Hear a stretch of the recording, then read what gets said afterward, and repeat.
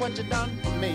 What is going on, guys? Lee Sanders here. You are checking out an all-new The RCWR show coming at you for Tuesday night of March 26, 2019. How the hell y'all been, man? Hump Day right around the corner, WrestleMania season, but you know what? If you haven't really been that much of a fan in what you've been getting from the WWE within recent weeks, have no fear, because on next week's show, we're going to dive into all of the cool alternatives you can get yourself into if you are a huge pro wrestling fan. Again, we're going to give you guys the hookup on next week's show. We're going to kick off the first 15 minutes letting you know about all of those other cool things that's going to be going on with some of your other favorite promotions. Or maybe it's just a case where you might want to, I don't know, switch it up a little bit. You might want some alternatives. Lee Sanders is the name. Thank you guys so much for checking out this episode. We are live for the next little bit. Take your pick, man. We got the web stream going strong on YouTube. We've got the live audio stream going down via our Discord chat. Exclusive chat. You really should be signed up for that. We have a lot of cool fun over there. It's free. It's free. You can't be free. Tablet, you got Discord. Phone, you got Discord, right? Desktop, you got Discord. You can also check out the live stream via the RCWR Show app, available for free in the Google Play Store. Just use the keywords, the RCWR Show. And of course, you can always get my attention on Twitter, Facebook, Instagram. Use the keywords, the RCWR Show. Ooh, a lot of good stuff I want to get into. So, you know, last week, remember how I said 2 weeks ago we were going to kind of switch it up a little bit? 1 week we were going to have all the wrestling-oriented stuff, kick things off, and then we'd go into the non-wrestling topics, and then the very next episode we'd switch it up. So we're definitely going to have a very heavy-oriented number of topics of wrestling to kick us off. But I do want to just, on a side note, something non-wrestling related, I gotta share this news with you all at the very top. Actually, it's a two-parter. So the first one, I BS you not, and I'm not sure how many of you guys had saw the tweet I had put out. So you all remember how we participated in the chocolate challenge, the cocoa challenge, right? And I ate the hot spicy piece of chocolate.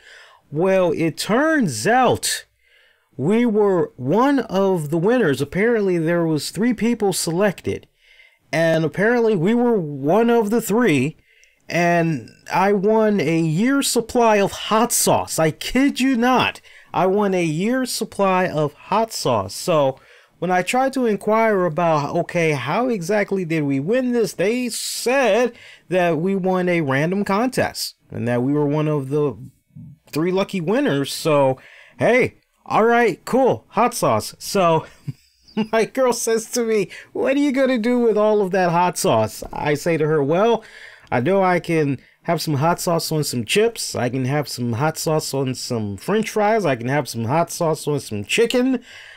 I can probably have some hot sauce on some, if it ain't fried chicken, definitely some baked chicken. Maybe I can put a little bit of hot sauce in my salad. I'm sure I'll be able to do a little something with that hot sauce. So, yes, the way they're going to be breaking it down, apparently I'm going to be getting 3 bottles a month for the next year, for an entire calendar year.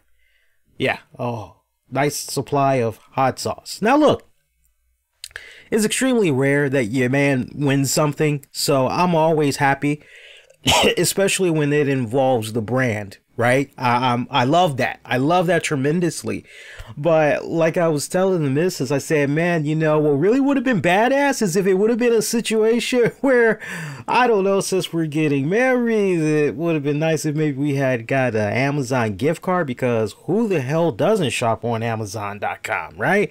So it would have been nice to maybe get some type of a $50 or $100 gift card so that we could buy whatever. I mean, I'm still trying to figure out what I'm gonna wear for the wedding and all that, so I don't know, but yeah, hot sauce, right? I'm not shitting it, I'm just saying, man. I'm grateful, but I mean, hey, at the end of the day, it's good for the brand.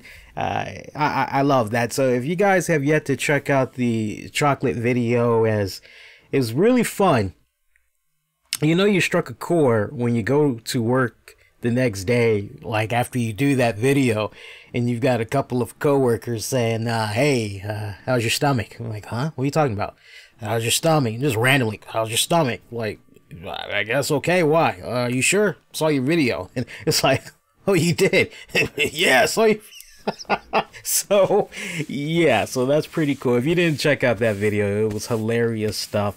All these weeks later, and my girl still pulls it up from time to time, and she just shits and giggles big time. I say to her, you were right there. You had all the fun watching me in real time. Oh, I know, but it's even cooler in post-production here, especially now that you've added the music and all that. It's awesome watching you suffer in pain. I was like, well, I aim to please. I aim to please.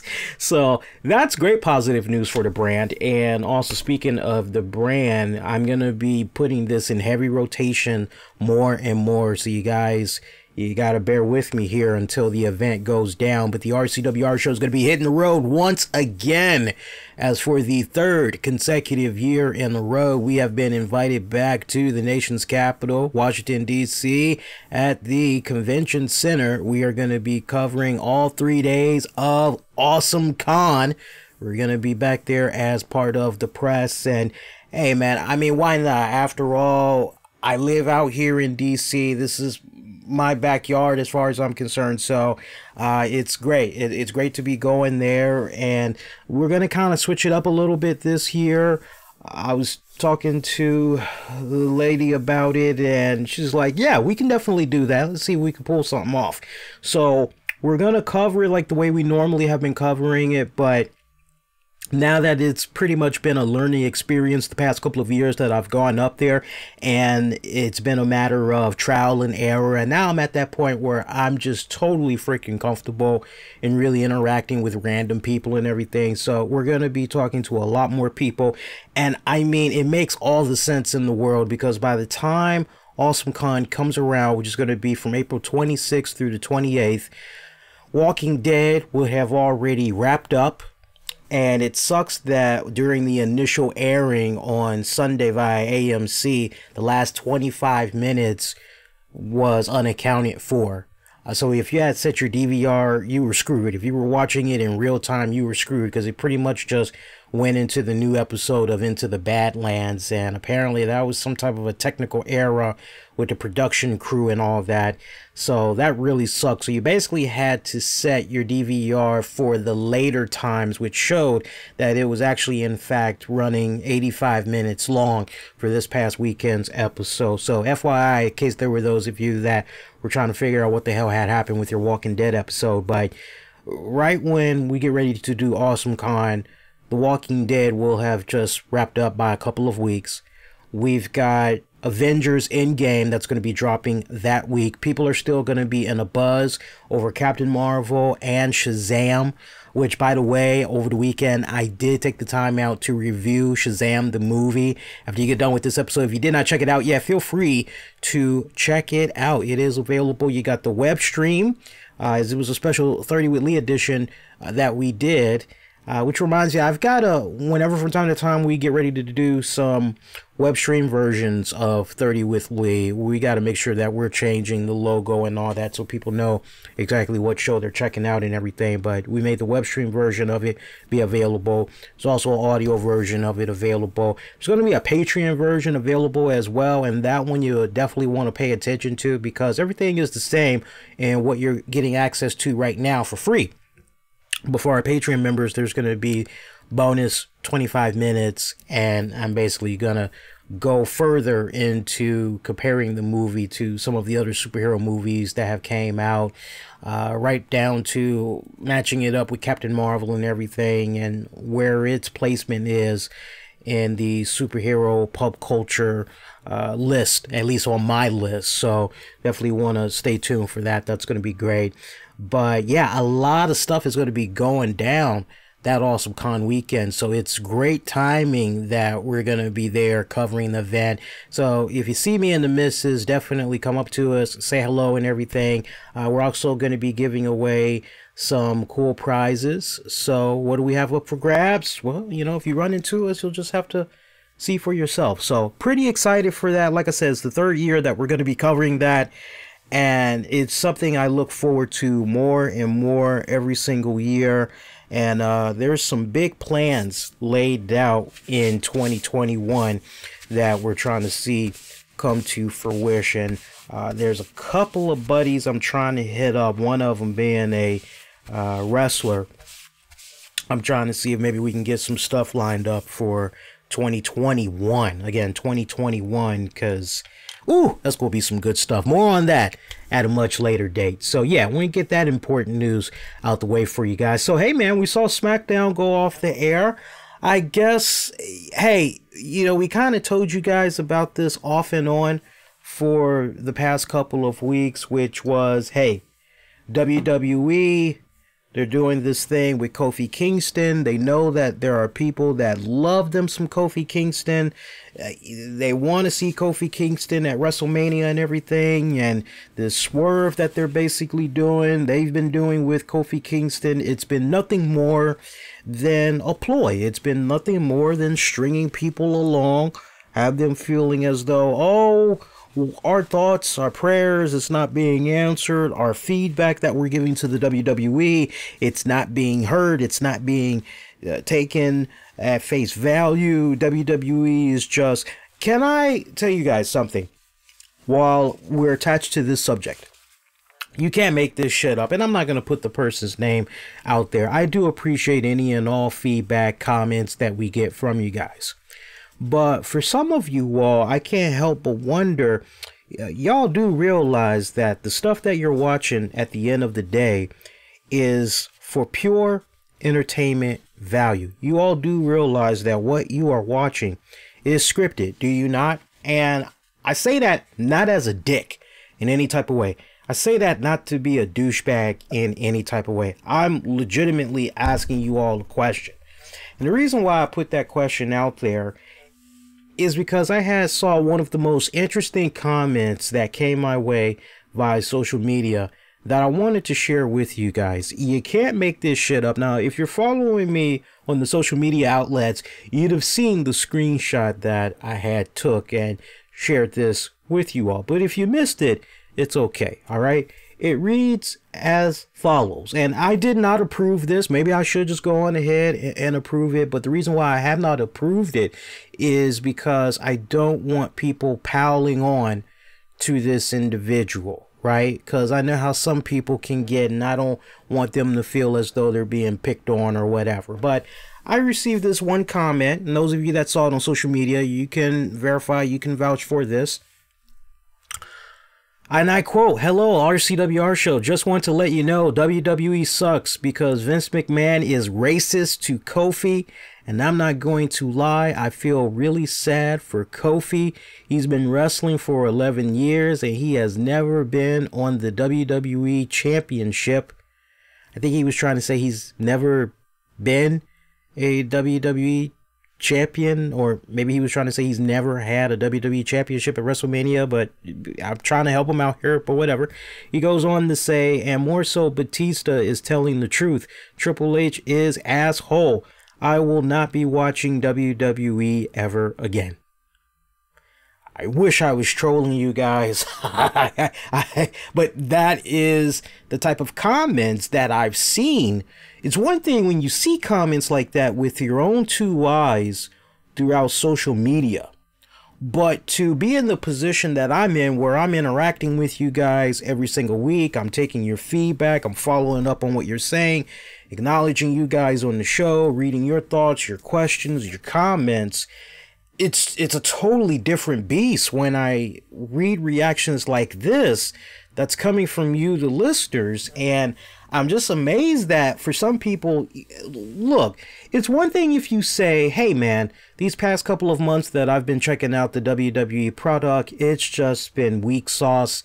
My interest, it just continues to become less and less, to the point I'm not interested in the product anymore. I'm tapping out. I got to move on to something else. I just got to. It's one thing if you're at that point. Okay, you know what? You wouldn't be the first. You wouldn't be the last that would feel the way that you felt. And we can all be in agreement while we're on the subject of, hey man, I'm tapping out. Raw for this week. Boy, was that weak sauce.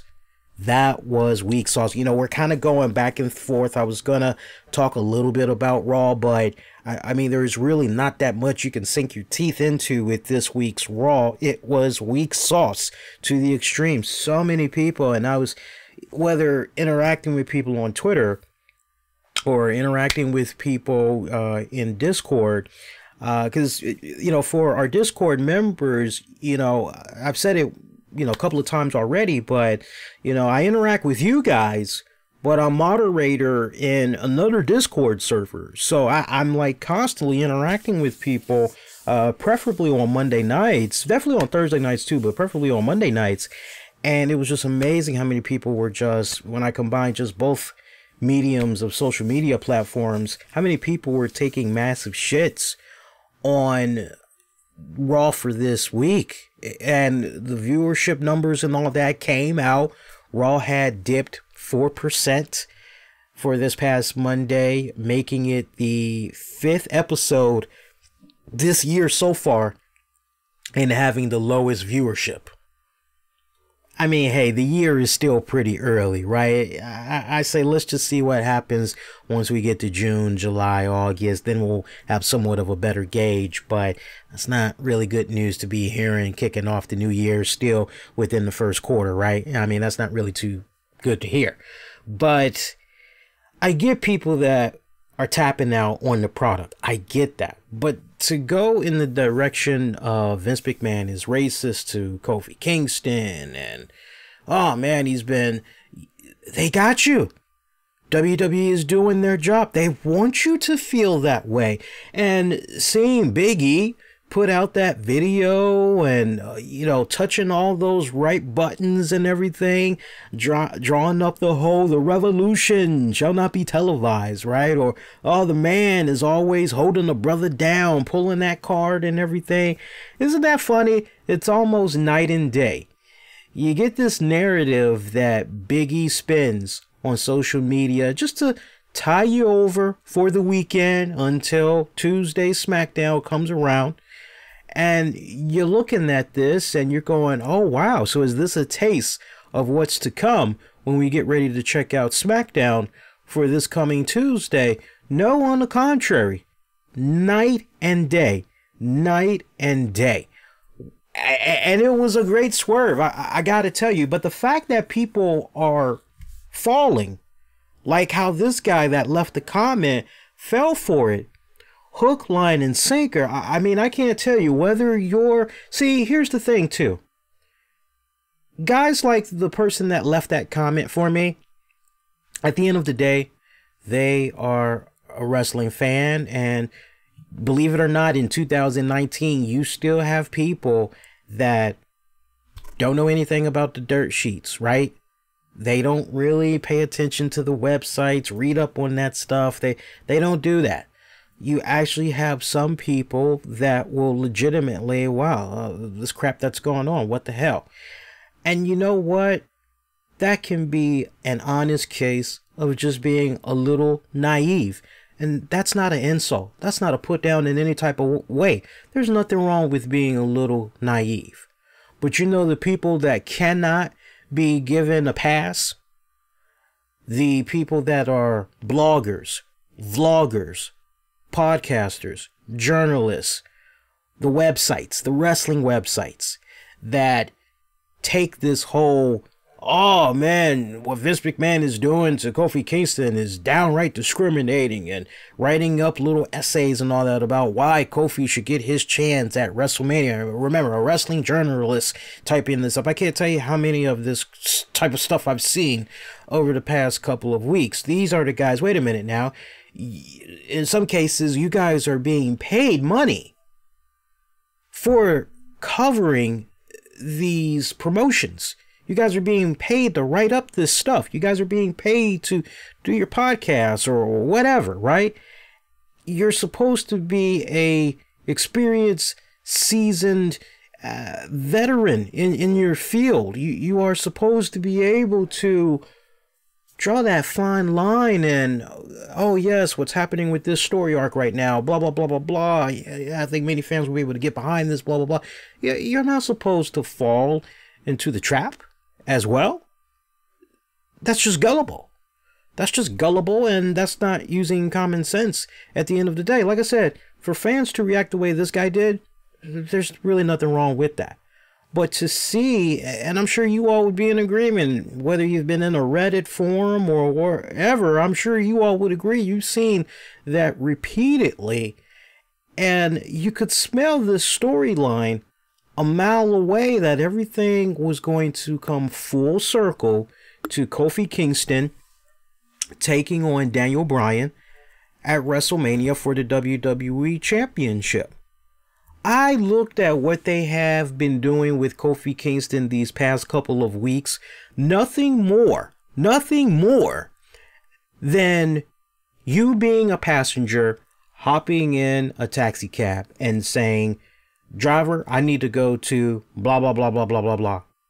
Oh, okay, cool. Yeah, all right, I can get you over there in 10 minutes. I know the shortcuts, no problem. We'll be able to dodge traffic and everything.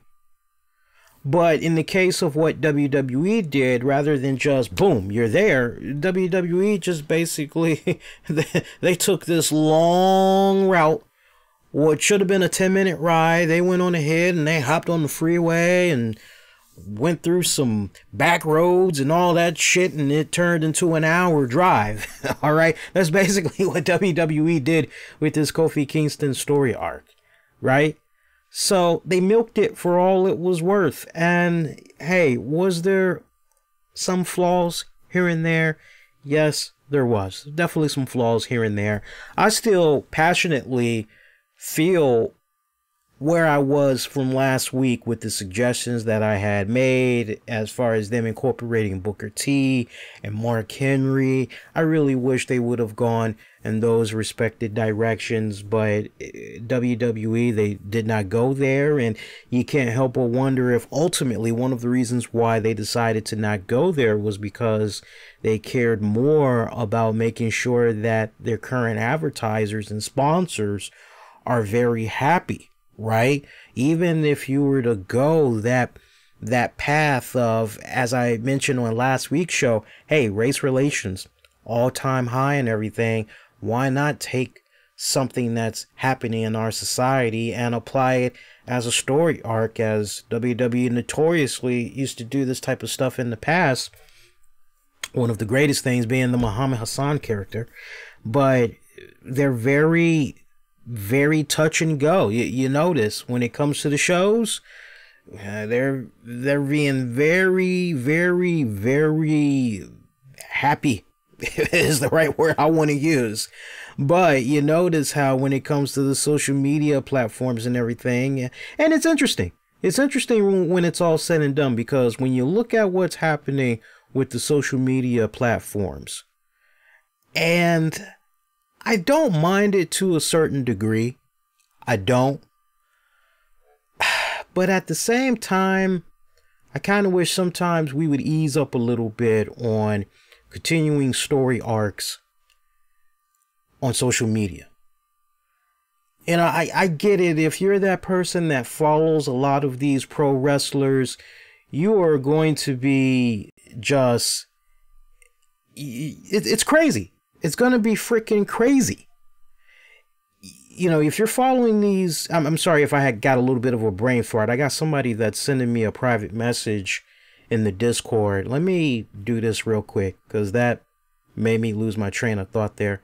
Let's change my status to do not disturb. Now, you guys in the Discord, I'm still chilling and interacting with you guys. So you guys keep the comments going and everything. That's just so people know not to send me any messages and all that. Hang on a second here. And can we delete this? Like, seriously, can we delete this? Close that. Thank you. Okay, so anyway, back to my train of thought there. Where was I? Social media. If you are a young person and you are just hardcore 24/7, you're following X amount of pro wrestlers, seeing what they're posting on Instagram and all that other stuff, then little stuff like that, you'll enjoy that. It'll keep you tied over for the weekend, give you a little something to talk about with your buddies and everything. But where I kind of draw the line is the fact that there's inconsistency. Inconsistency from the standpoint of what is being said on social media 90% of the time does not transfer over to the TV shows. And that's where I have a bit of an issue. Perfect example. You see the stuff that Big E was saying. Great shit. Don't get me wrong. Great shit. And I will admit, I bit into that a little bit. I'm going, wow, okay, let me find out they're going to go there. It's about race. Okay, we're going to go there. And the fact that they have not gone there for this Kofi Kingston story arc, I find it to be very, very peculiar. Right down to the point you see tonight, Xavier, Big E, going back and forth, talking about their man, their brother-in-arms, Kofi Kingston. Always being the professional, yada, yada, yada, yada, yada. Hey, I am all down for being a professional and everything, but you know what? When you've been screwed that many times by your employer, furthermore, you're led to the impression that, hey, we are an equal opportunities provider, right, in the WWE. When is enough enough and you put your foot down and you demand from your boss, okay, what's the 411 here? What is really going on? What have I done to piss you off so badly that you are treating me this way? Because this does not make any sense. Veteran employee and me working for you all these years and you're doing me like this. Gotta tell you, dude, you're really doing a great job in making me feel unappreciated and valued. You know, what's really going on here? And for me, if there was one constructive criticism I could say I've had over this whole Kofi Kingston, Vince McMahon, Daniel Bryan path to the WrestleMania match, it's that we never did get to see that Kofi Kingston that has serious conflict in his heart. We never did see that fiery... You understand what I'm saying? I mean, apply what has been going on with this story arc in the real world. And without a shadow of doubt, you would at some point pull your boss to the side, your supervisor to the side, and lay into them and find out what the hell's going on. And I'm not saying you would curse them out or anything like that. What I'm saying is you would be behind closed doors trying to get down to the heart of the matter.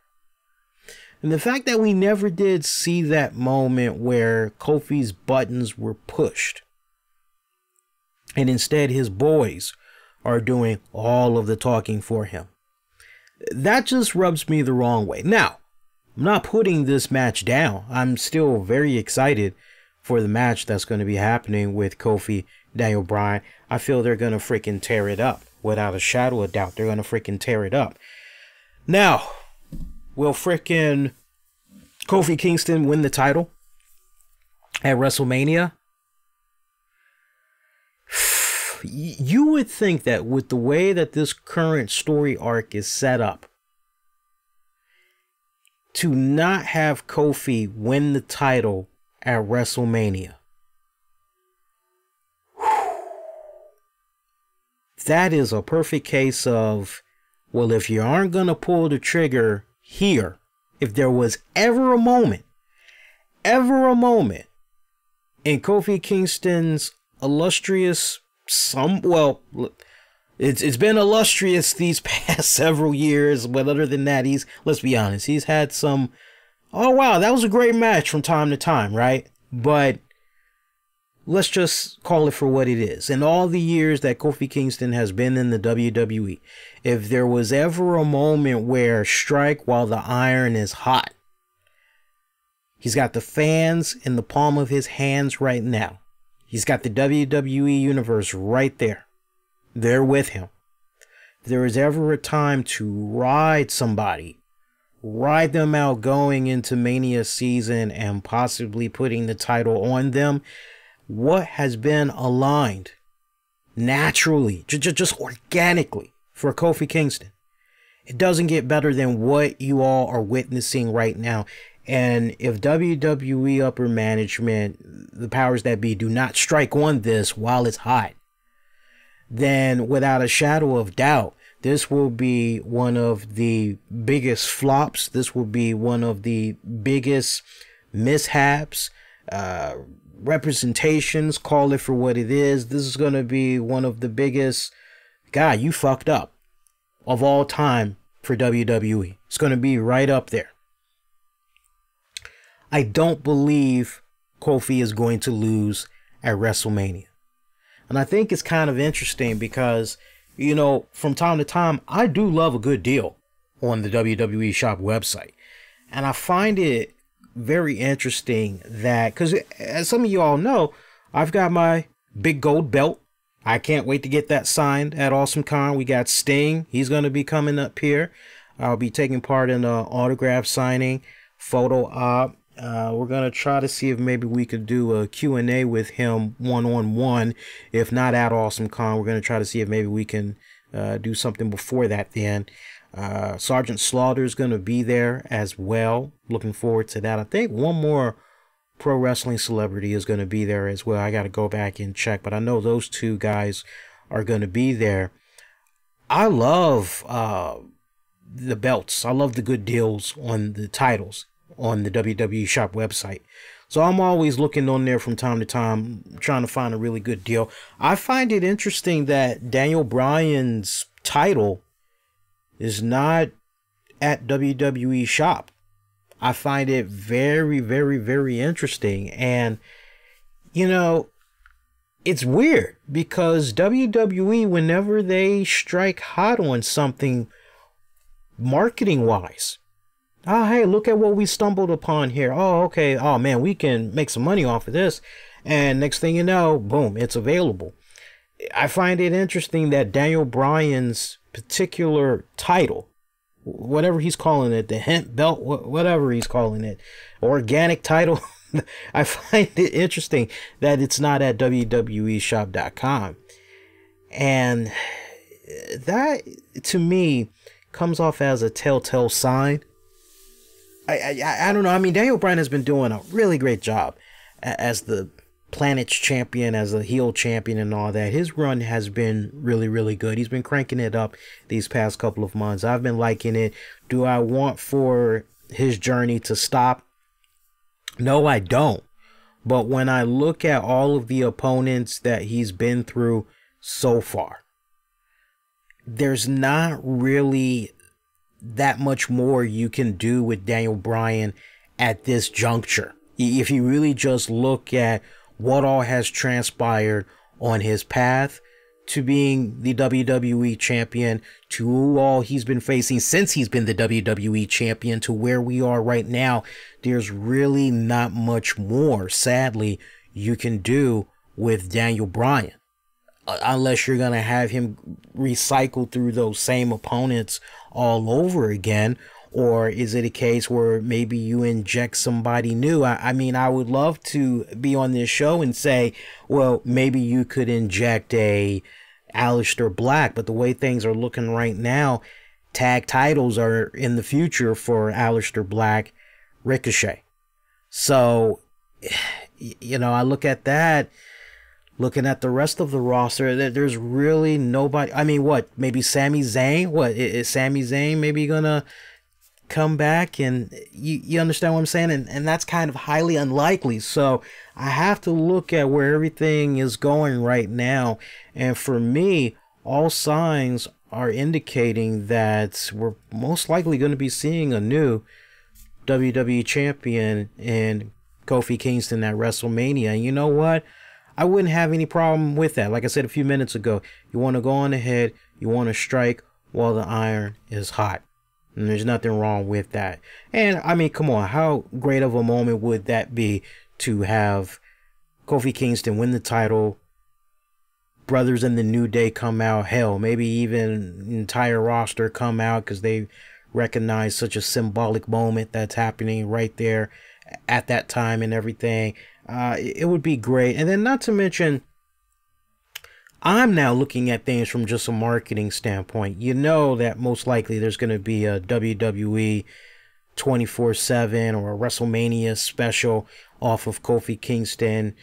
You know, most likely with regards to the history of that title, the fact that other than Dwayne "The Rock" Johnson, that Kofi Kingston would be officially the second person in the company's history to be a champion, a WWE champion.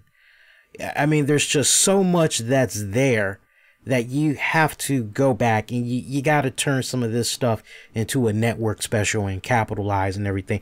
There's a lot of great marketing opportunities that you can do with that. Not to mention, you could also plant some seeds for further down the road on his brothers in arms in the New Day eventually turning their back on him. I still feel in my heart of hearts that, and it was very apparent tonight, 5 years those guys have been together as the New Day. Yeah, you don't want to break them up because they're still bringing in some really good revenue and everything, but I've always had the philosophy of, hey, I look at a guy like, it's a case-by-case basis, but when I look at Big E, I still smell $1 million on that guy. I still smell a good singles run with him. And I would love to see something come about in the very near future. As far as somebody that's going to turn their back on the New Day, I would love to see something come about where maybe Big E is the one that stabs his brothers in the back because he feels he's been carrying their load for way too long or whatever, right? But different topic for another day.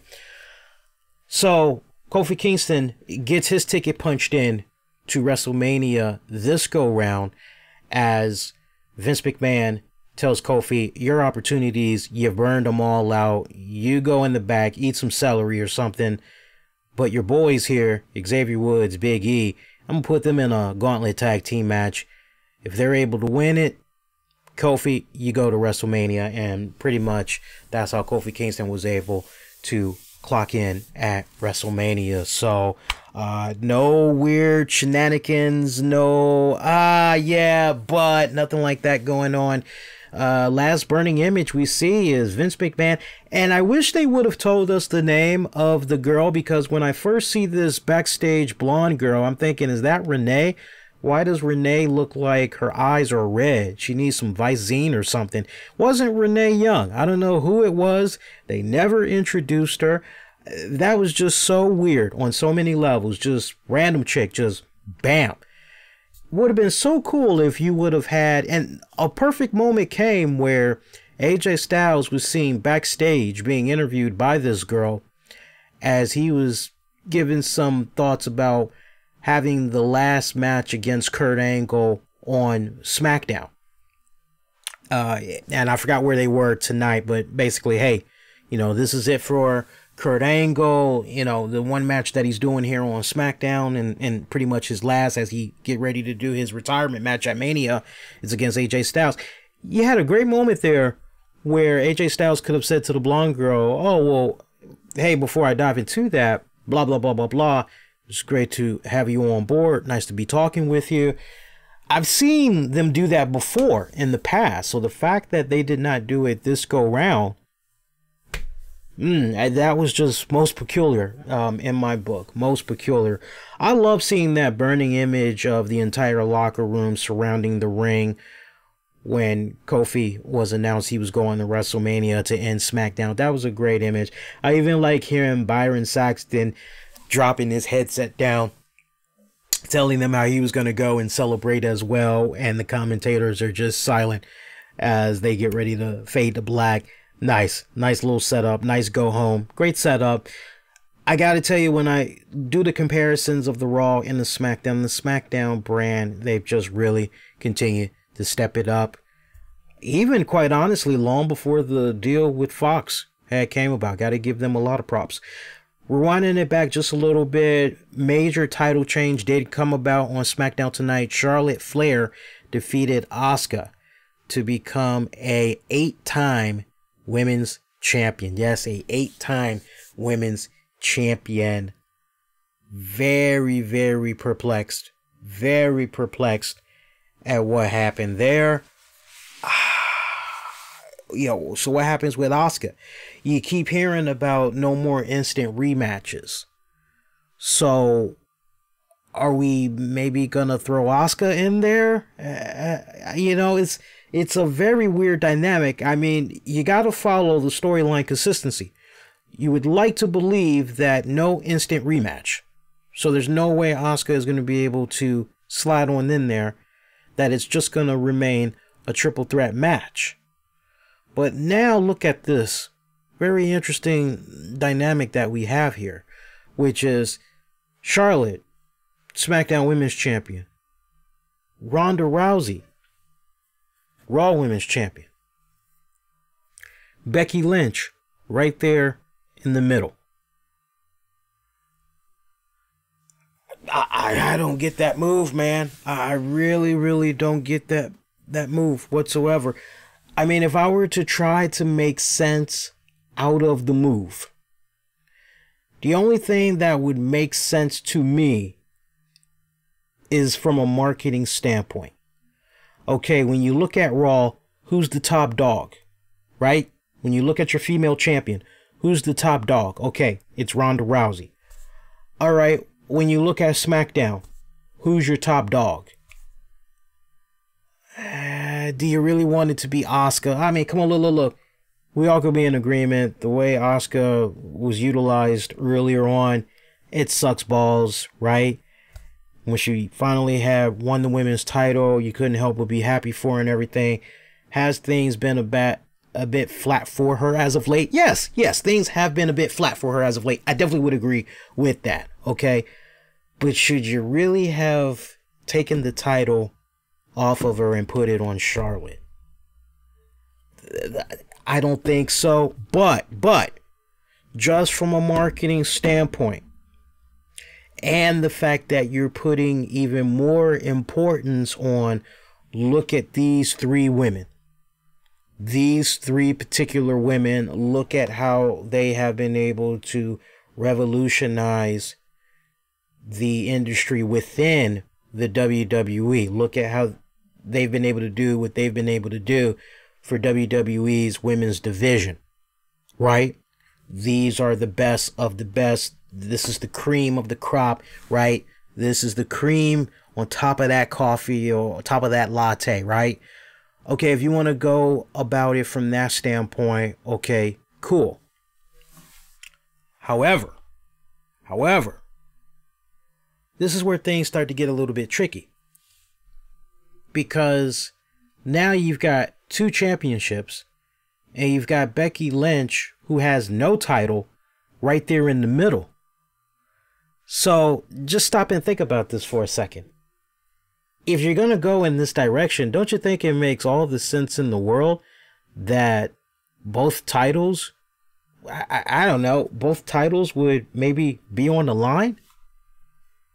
I mean, you would think that would make a lot of sense, because unless I miss some type of an announcement here, and I'm just going to look up the WrestleMania card here, and we'll get a new update on our matches here. Unless I miss something, because it's possible.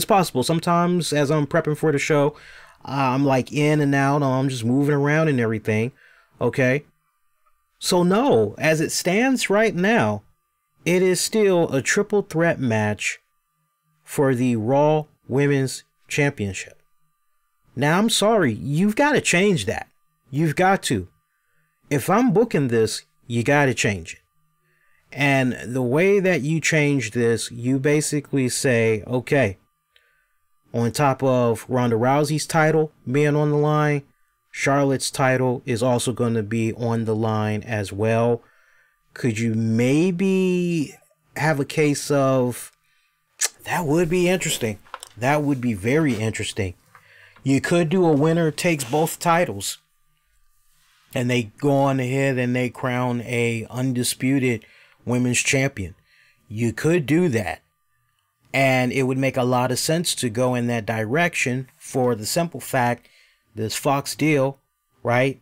SmackDown's going to be doing its thing fall of this year, right? Making the move to Fox. You're going to have a shared roster. You're going to have talents that's going to have to keep coming on over back and forth, back and forth, back and forth. So that would be kind of badass if you went in that direction, right?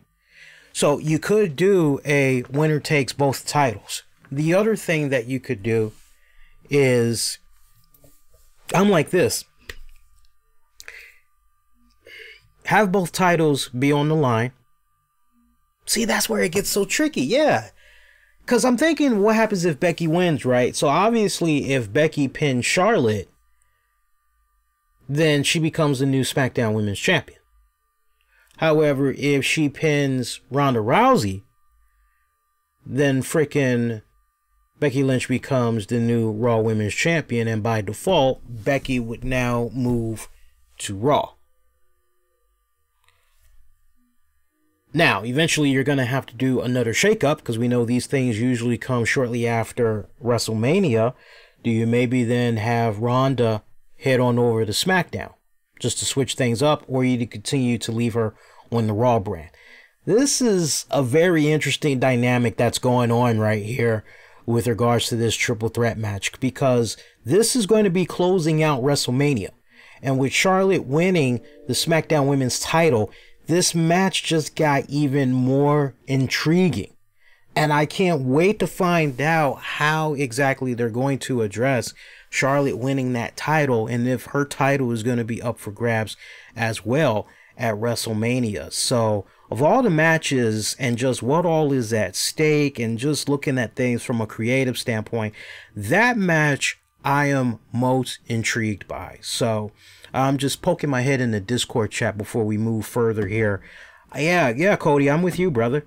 Double champ. Also, Kofi takes the Grand Slam if he wins at Mania. Very true. Very true. Very true. So, yeah, those are the things you got to look out for. It could be a double champion walking out in that women's match, and they just go on both brands, right? You don't necessarily have to fuse the titles. You could just have it be, okay, well, since this person is double champion, all right, well, you're going to see him on SmackDown, all right, and you're going to see him on Raw. You could just keep doing it like that until eventually they lose one of the titles, and then, all right, now they get their little break.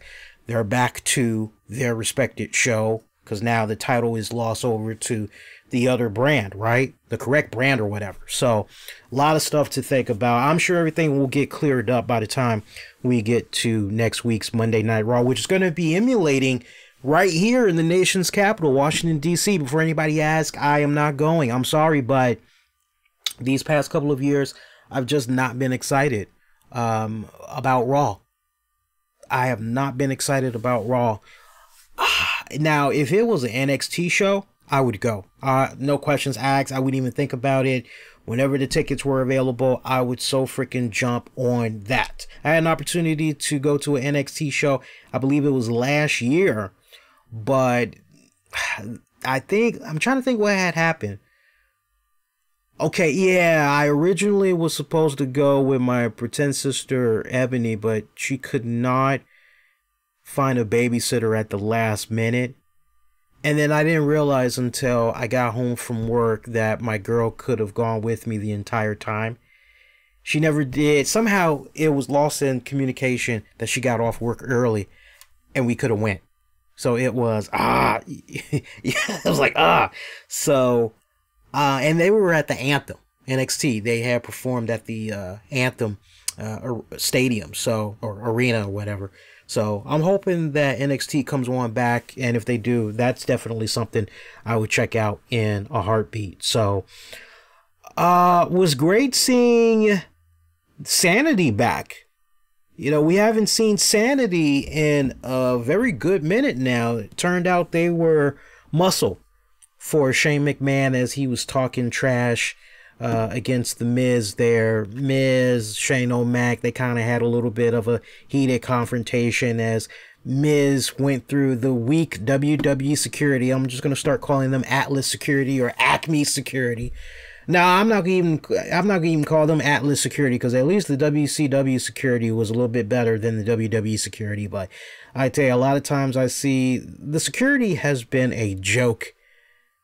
My challenge to Matthew from Botchamania, he needs to do a greatest hits of the flops that the WWE security has had these past couple of months now, because they are just a fucking joke. They really are. I'm trying to think if there was anything else kind of noteworthy I wanted to talk about with regards to SmackDown this weekend. Really, there isn't. So unless there's something very... Lee, you gotta talk, you know, it ain't a full recap. I'm only talking about the key points that kind of caught my interest. Let's pick you on back. Let's talk a little bit about Raw for this week. Like I said earlier, that was a very lackluster Raw. And as you all know, every single time Raw goes off the air, I poll you guys, ask you all, what did you think of Raw for the respective week? And I've got the polling results via YouTube here. Take your pick. If you didn't vote yet, you can cast your vote via YouTube, also via Facebook and Twitter. Again, YouTube, Twitter, and on Facebook. So looking here on YouTube, we've got a tie with 11%. Half of you gave it a thumbs up, the other half staying in the middle. 20%, you're skipping it this week. And 57% of you said thumbs down, painful to watch. Meanwhile, on Twitter, we have 10% of you that gave it a thumbs up. 20% of you are skipping it this week. 30% of you are staying in the middle. And 40% of you gave it a thumbs down. You said it was hard to watch. Totally understand where you guys are coming from. And looking at our Facebook poll, let's see where we are on Facebook. Facebook, we have... Can I see the results here? Can I please see the results? Thank you, Facebook. Facebook, we have 6 thumbs up. We've got 14 thumbs down. Good God almighty. So pretty much when you add all of that up, I appreciate everybody that had cast their votes there, as it looks like combined we have, let me just make sure we're adding this up correctly here. Looks like combined we had about, let me look here, bring that back up. Oh, I got rid of it. I lost the number there. Looked like it was about maybe about 80 of you, almost about 80 of you had cast your vote. So appreciate all of you that had took the time out, cast your vote. Yeah, pretty lackluster show, man. I think the main critique of Raw these past couple of weeks, not so much SmackDown. SmackDown has been doing a better job, I personally feel. They've been on a roll for months now.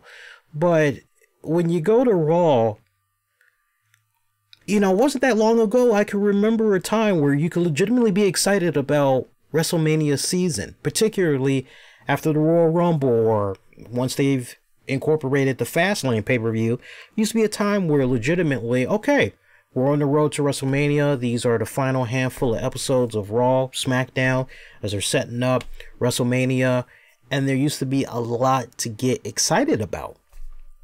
And I would have to tell you guys, in all honesty, maybe not since Sting and Goldberg, I haven't been excited WrestleMania season. I mean, and that's the thing. I know the card is going to be good. I know the matches are going to be on point, but just looking at these WrestleMania go-home shows, it's been piss poor writing, just left and right. It's just no energy. I'm not really feeling the enthusiasm whatsoever. It's quite sad, to be all honest. It's quite sad. And let me just talk about some key points from Raw. I'm going to talk a little bad, but I'm definitely going to talk some good as well here. So, first things first. The Triple H cutting down Batista. Look, if I can look at the good, I like the fact that WWE, yeah, man, that promo that Triple H and Batista had 2 weeks ago, that was some stupid shit. Yes, we all had fun butchering the hell out of that segment. We all did, all right? I'll say it again. We all need to take our songs and we need to have a little EP, right? Put a little EP album out there with our remixes of that damn segment.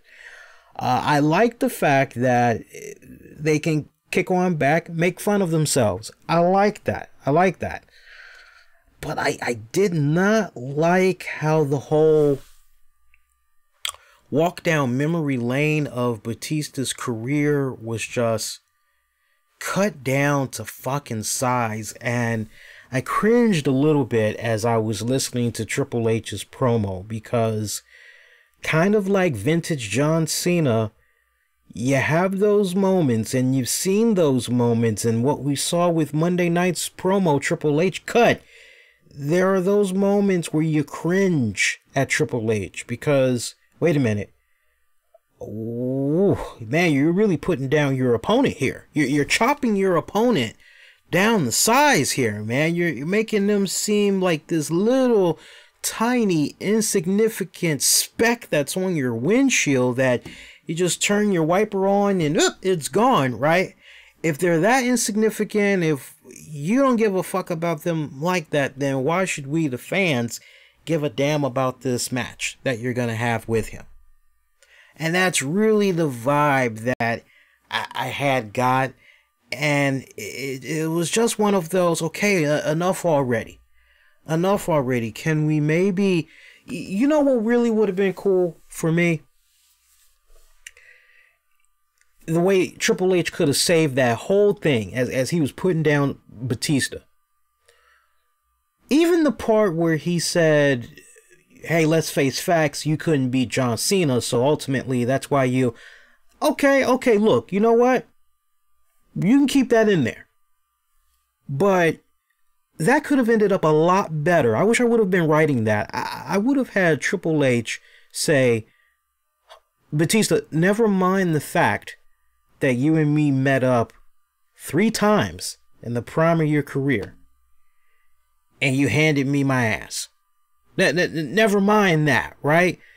And that's kind of what he was doing as he was cutting the promo on Batista, but it was the way that he was going about bringing up revisionist history, especially the part about Deacon Batista, and you know, you're making fun of the guy's gimmick and everything. And I'm sorry, but myself, my friends, I don't remember any of us looking at Dave Batista when he was Deacon Batista and going, what the fuck is this dude doing? Why is he coming out with a chain and a briefcase? And we didn't look at it. I don't know if you all did, but we didn't look at it as a stupid thing. If anything, it was, who the fuck is that guy? You know, for me, he reminded me of the Grey Hawk. And what was the Grey Hawk's name back in the day? Wasn't it Joe Fixit or something like that? Right? Grey Hawk, he used to work in Las Vegas. He was a bodyguard or whatever. He would always wear suits. And every time you turn around, his suits would always get messed up. And eventually he would have just the dress pants. Sometimes he would have his dress tie on, but he would have no sleeves because he would rip his sleeves off so he can get down and dirty and fight.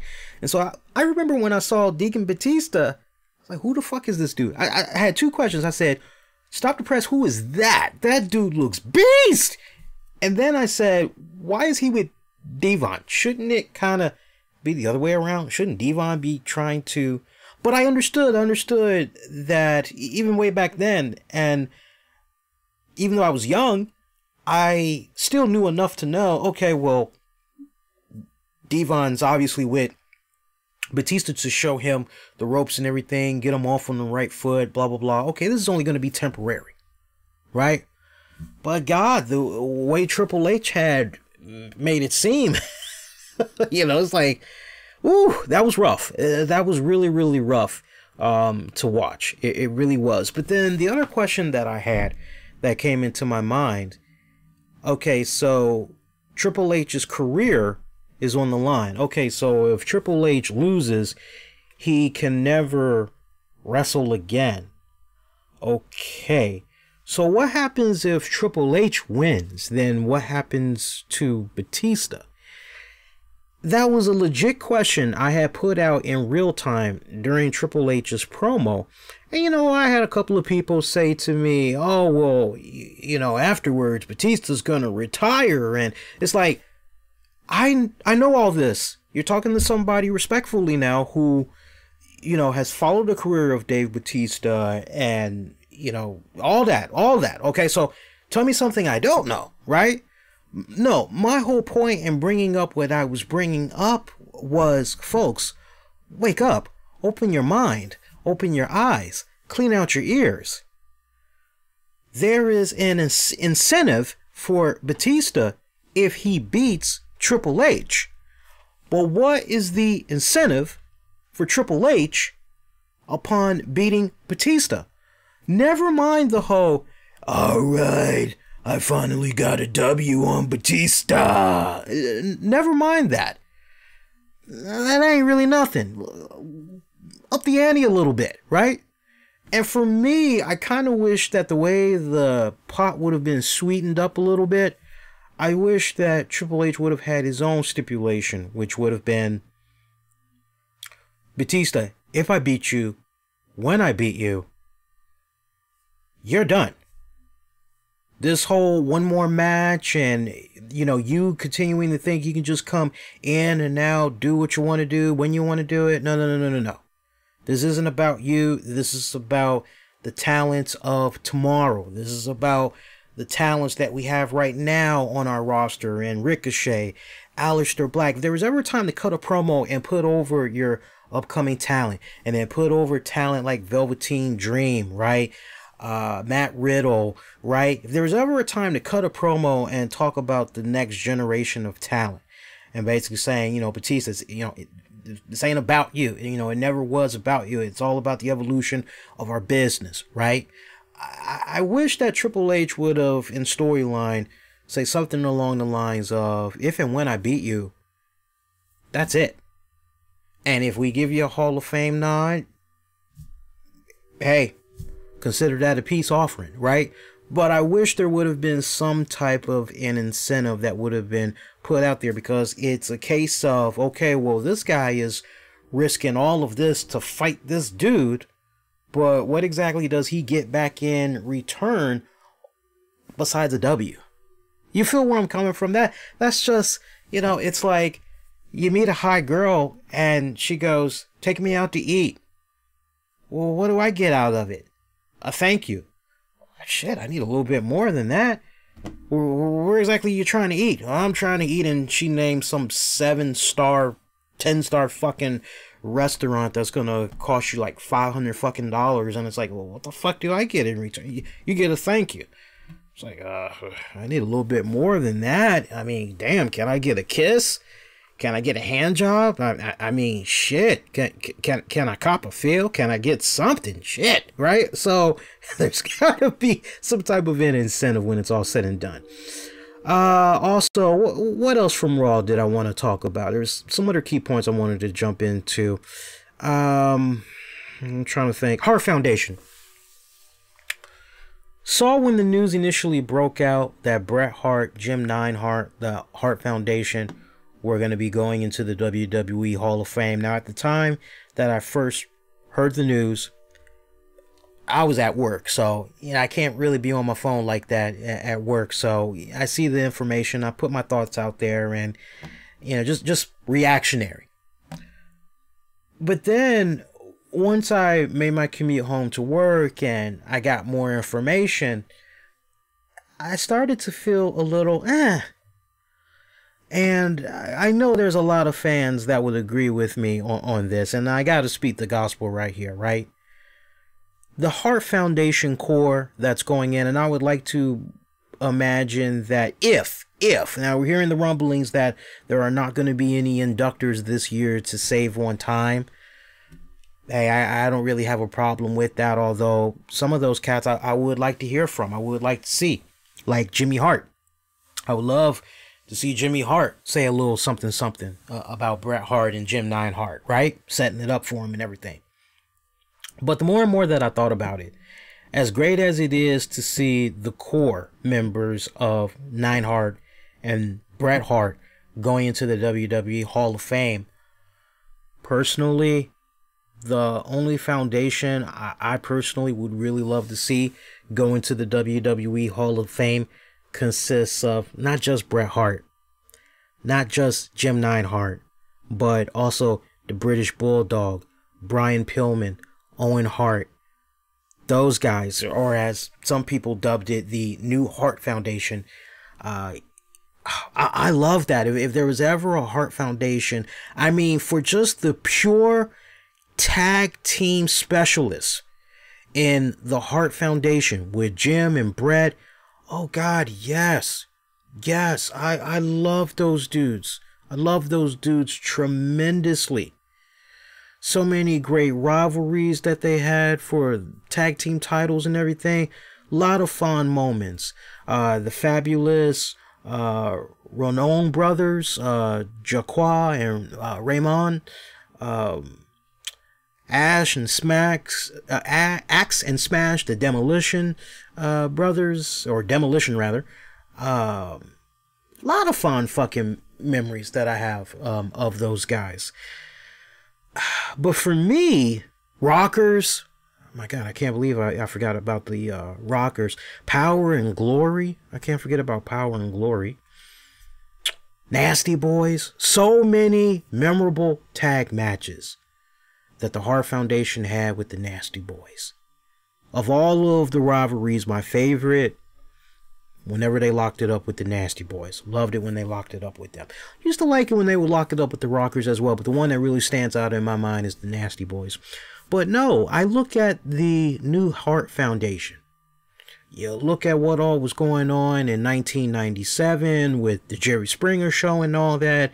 Everything was more edgier. Everything was more in your face, balls out. We're just gonna put it all out there on the line. This was really the era of letting personalities really shine, and how that new Hart Foundation had reformed basically as pro-Canadian and British, and they were anti-American, spitting and taking a massive shit on America every single time that they had an opportunity to. Bret Hart, the confidence really oozing. When you just see Bret Hart and Jim Neidhart from when they first came in to the WWE, and you see the early beginnings of Bret Hart and basically how the confidence just was not there.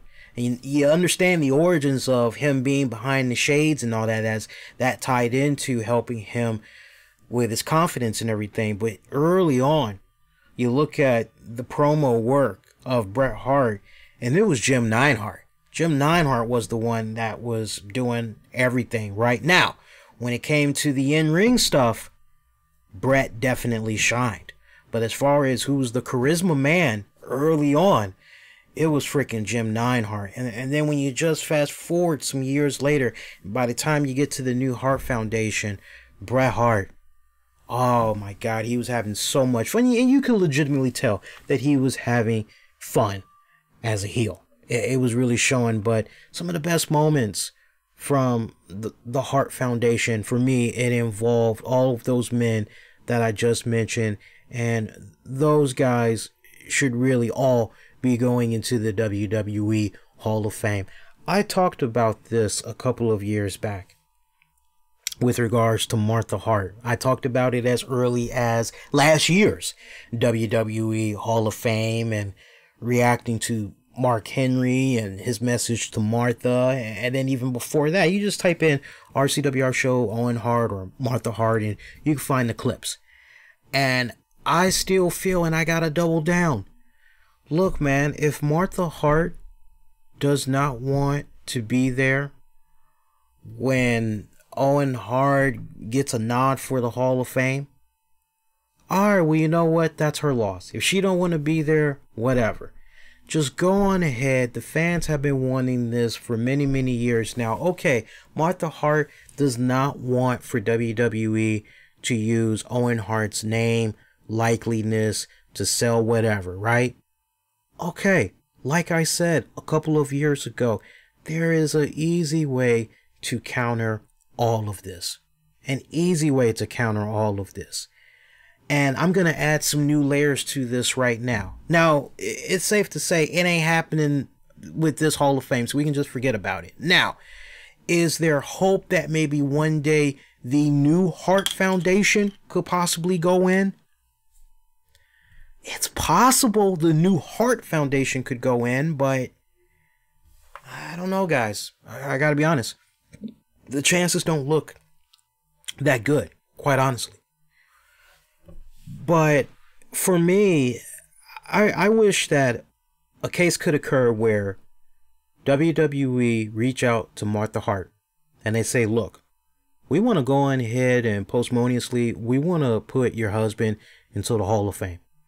If you don't want to accept the award, that's okay. But the fans, they've been wanting this. There's so much love. There's so much admiration for Owen Hart. This is something that we want to do strictly for the fans. We understand that you are really concerned about us using his name, his likeliness, and when it's all said and done, we are just trying to make a profit off of him. Well, what we would like to propose to you, if we could somehow, get your blessing, is we would like to posthumously induct him, and when we air our Hall of Fame on the network, we just won't have that airing live. We could actually do it beforehand, if you would be okay with something like that. That way, a shadow of doubt, that way, without a shadow of doubt that with regards to setting up his Hall of Fame induction, it's not streaming anywhere on any network. This could just strictly be for those in attendance and members of the press, right? You can't take a massive shit on that. You just can't, right? I mean, you see and hear this type of stuff all the time. Perfect example, Impact Wrestling. Impact Wrestling, the way they have the language set up in their contracts, talents, they can go work for other promotions pending approval from Impact. But in most cases, hey, you can't be on another show that is airing on cable TV, blah, blah, blah, blah, blah. Unless we, are able to work out some type of a deal.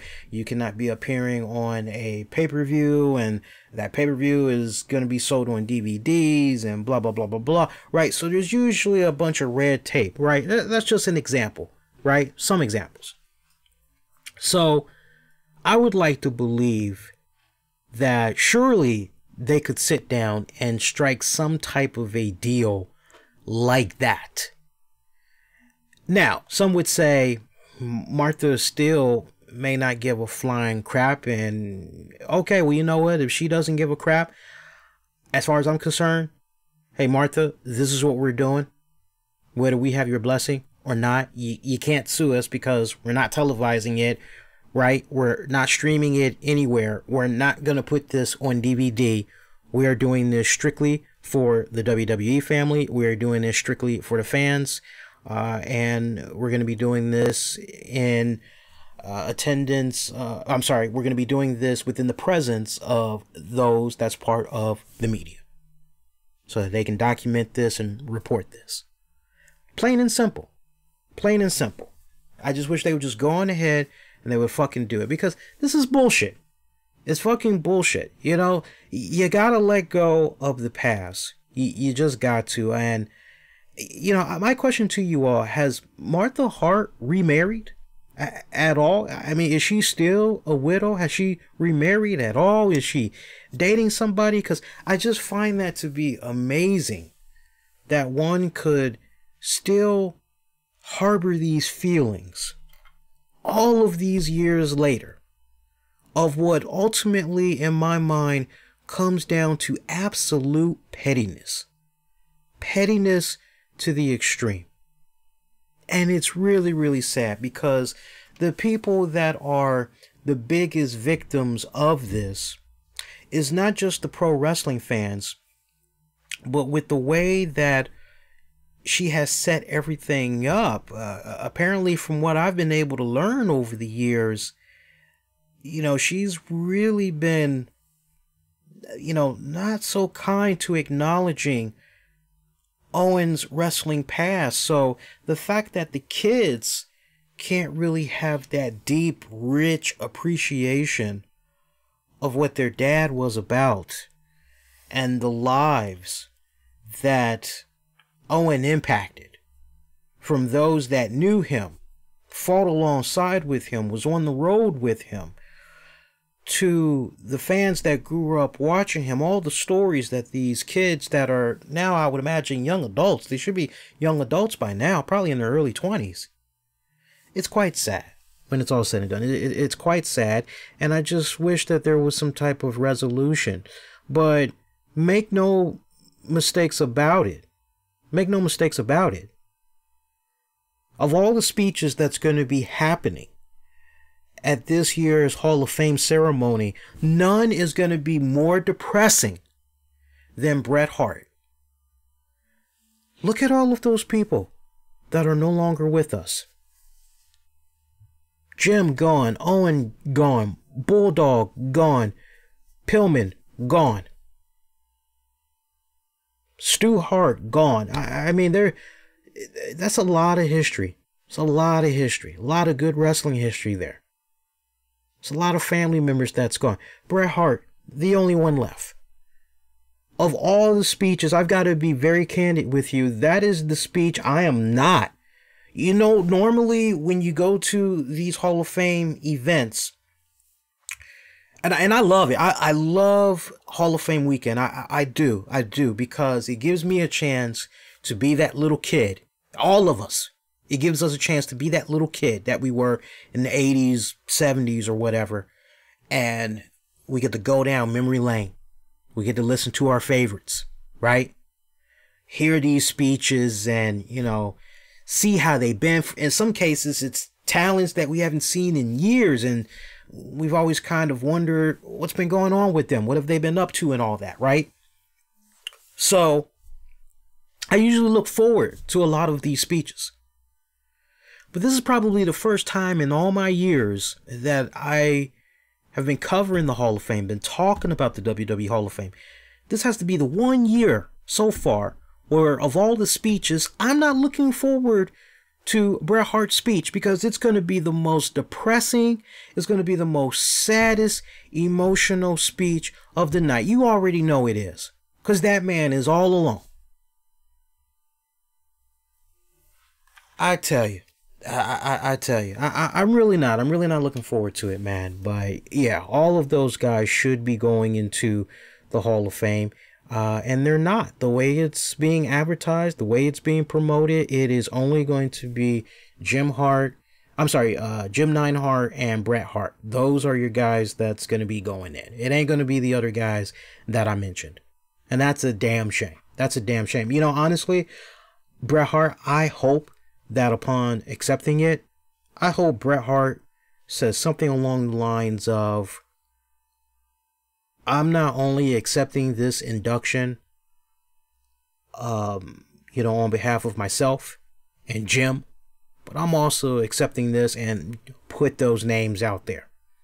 Because if that's what it's going to take to technically, officially get those guys in, is for Bret Hart to say something like that, then so be it. So freaking be it. Want to take this time out and thank you guys for checking out the show so far. Want to recognize some of our Patreon members. Remember, for bonus audio video content, check out patreon.com/RCWR show. Low as $5 a month, get you access to some great bonus content. Shout out to Anthony Missionary Thomas of Wrestling Soup. Good job with the C2E2 event in Chicago, my friend. Great stuff. Shout out to Michael Wolf, John Davis, and Joe Ramon Jr. I am finally going to be sitting down tomorrow night. I still owe you guys a couple of more pieces of some bonus audio content. I know we guys, Shazam, we owe you guys some bonus stuff with that Shazam review. There's going to be some extended audio with you all's version that you'll get on Patreon. You guys will thoroughly enjoy that, I promise you all. And also, we want to recognize one of our show sponsors. We're hooking up with them for the next couple of weeks. Appreciate working with them. Love these guys tremendously. Let me pull them up. I actually thought I had them pulled up and ready to go already, but we do not have them pulled up and ready to go, which is a damn shame. So let me actually pull these guys up. And while you're doing that, you all can send me a couple of questions, and I will have it on the back burner when we come on back here. Where are my guys? Where are my guys? Where my dogs at? Where my dogs at? Damn, it's not here. That's weird. I had it in my notes. See, I gotta give them the dry plug here. Hang on, guys. I gotta give them the dry plug here. So what I want to do then, I want to look up last week's episode. I'll do that. I got some more topics we're definitely going to be getting into, though, after I get done recognizing our sponsor for this week. Definitely want to talk about what went down with Conor McGregor. Good and bad stuff that went down with Conor McGregor. And we'll get into some sports stuff as well. Hey, if you are part of the LGBTQ community or a supporter of the community and you want to stop the cruel bigotry, mistreatment, and slaughtering of transgenders, lesbians, gays, and bisexuals, then check out NWIBBT.com. That's NWIBBT.com. They are the New Wine International Black Box Theater Incorporated. Check them out. They make awesome t-shirt and jean designs, including some great paintings that they can put on those jeans and shirts. It's known as pumping. Support them as they embark on remembering the 50th anniversary of the Stonewall uprisings. Learn more about them. Check them out at NWIBBT.com. One more time, NWIBBT.com. Appreciate partnering up with them for the next couple of weeks. So, Jussie Smollett made the rounds today.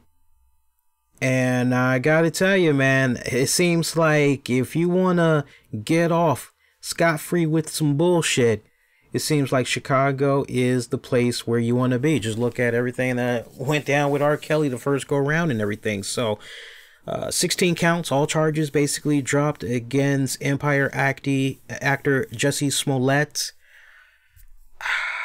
Look, man, this is a perfect situation right here where, and let's really make sure that we back it up a little bit. Remember, he got in contact with the police. He was the one that brought forth the story to them, how he was attacked, how a noose was put around his neck, how bleach was poured over him, and how the people that did this were wearing MAGA hats and all that. He is the one, excuse me, that got in contact with the police and got the ball rolling. All right. It's very important that we stress that this was not a case of this young black man was minding his own damn business and the police are picking on him. Why they gotta pick on me? That was not the case whatsoever. So let's really make sure we stress the hell out of that. All right. So anybody that knows a thing or two about law enforcement, this ain't gotta be no black thing. This ain't gotta be no white thing, Puerto Rican thing, none of that. This is all about, okay, so what happens if there's an incident that occurs where you are attacked? Let's just say that is you minding your own business, walking down the street. Doesn't necessarily have to be at that time that Smollett claimed and all that shit. But let's just say you're minding your business, you're walking down the street, you get jumped. Legitimately, you get jumped. You get attacked. What are you going to do? Well, after you're able to bear your surroundings and come to and everything and shake off what the hell just happened to you, if you got your phone on you, you're going to get in contact with the local authorities, are you not? You're going to reach out to somebody, right? So 9 times out of 10, you're going to call the authorities and you're going to tell them what the hell had happened to you. They're going to be looking around the area. They're going to be trying to see if there's any cameras, you know, from a nearby home, or if you are near a traffic light, maybe there might be a camera there. You know, they're going to do all of that stuff, right? They're going to do whatever they can to help you out. I told people one of my first early memories, and people tried to blow me off and, oh, you shouldn't give your phone to the cops, blah, blah, blah, blah, blah. One of the first things I said was, why is this young man not working with the authorities and giving them his cell phone? knowing full well that even if he does not give them his cell phone, they can still come back around, issue a subpoena, and even if he deleted XYZ off of his phone, as far as text messaging, as far as cell phone records, they can easily get a subpoena and they can get that information. And I had said, hey, if it's a case where he has sexual images, videos, things of that nature, well, then just be upfront with them and say, hey, I need about 10 minutes so I can delete some of these sex pics and videos, and you guys can have the phone afterwards. And I'm sure they would have understood and been like, yeah, sure, no problem, right? So for me, that was a red flag. A lot of people wanted to just, because for some people it's sadly like that. For some people it is sadly a black and white thing. And that's quite sad. It is, because in reality, not everything is about black and white. It's not. It's not. If it was, I'd be right here and I would be preaching it, okay? So the police spend these hours, you know, manpower, right? Resources. This is costing dollars. Many dollars. Many, many, many dollars. Taxpayers' time. And they find out what they were able to find out. Now, if this young man who says, hey, I welcome a trial, I want for all the evidence to be put out there, I want for the public, I want for the media to know about everything that is available for them to see, hear, they will see without a shadow of doubt, I've done no wrong. I'm innocent. Now, I don't know about you, but shit, if I'm accused of something and I know, nah, man, that's a crock of bullshit, am I going to get upset because what's being put out there is a false narrative? Hell to the fucking yeah. Just as anybody else. Hey, man, why you wrongfully accusing me of XYZ? That is wrong on so many. Nah, I'm going to prove my innocence. I'm going to prove that what you're putting out there, what you're trying to spin, that's a load of bullshit. How dare you? I'm going to have my day. You're vilifying me. You're defaming me. Shh. I get done. Not only am I going to win this, I'm going to turn right back around. I'm going to sue the city. I'm going to sue the state. Right? So this young man is talking up a hot game of, oh yeah, well, I won for my day in court, because everybody will see. All right, so an indictment is returned by the jury. They feel there's enough evidence. Yeah, man, what we seeing is some real fucked up shit. Yeah, y'all can go to trial. Yeah, go ahead. As far as we're concerned, whew, just this little bit you showed us, that dude fucked up. Breaking it down in layman's terms for you all. You all that don't like that mumbo jumbo court stuff, court talk and all that, right? Yet something goes on behind closed doors. Something goes on. And now all the charges are dropped. This seems like a classic episode of fucking Law and Order. I can't tell you how many times over the years I've seen a classic episode of Law and Order where, all right, we got him red-handed, but somehow this person is connected to somebody of a political figure or a party that's got some influence. Hey, come on, man, I'm friends with blah, blah, blah. Not this one. Come on. You got re-election coming up this fall, don't you? Come on, look, you scratch my back, I'll scratch yours. You let this go. You drop the charges and everything. And I promise you that you're definitely going to get blah, blah, blah award and blah, blah, blah award and blah, blah, blah award in your back pocket in your quest to get reelected.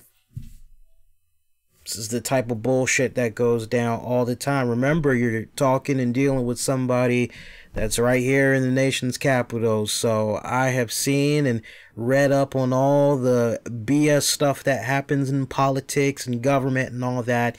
And I have a strong feeling, a strong indication that that is what had went down with regards to this case.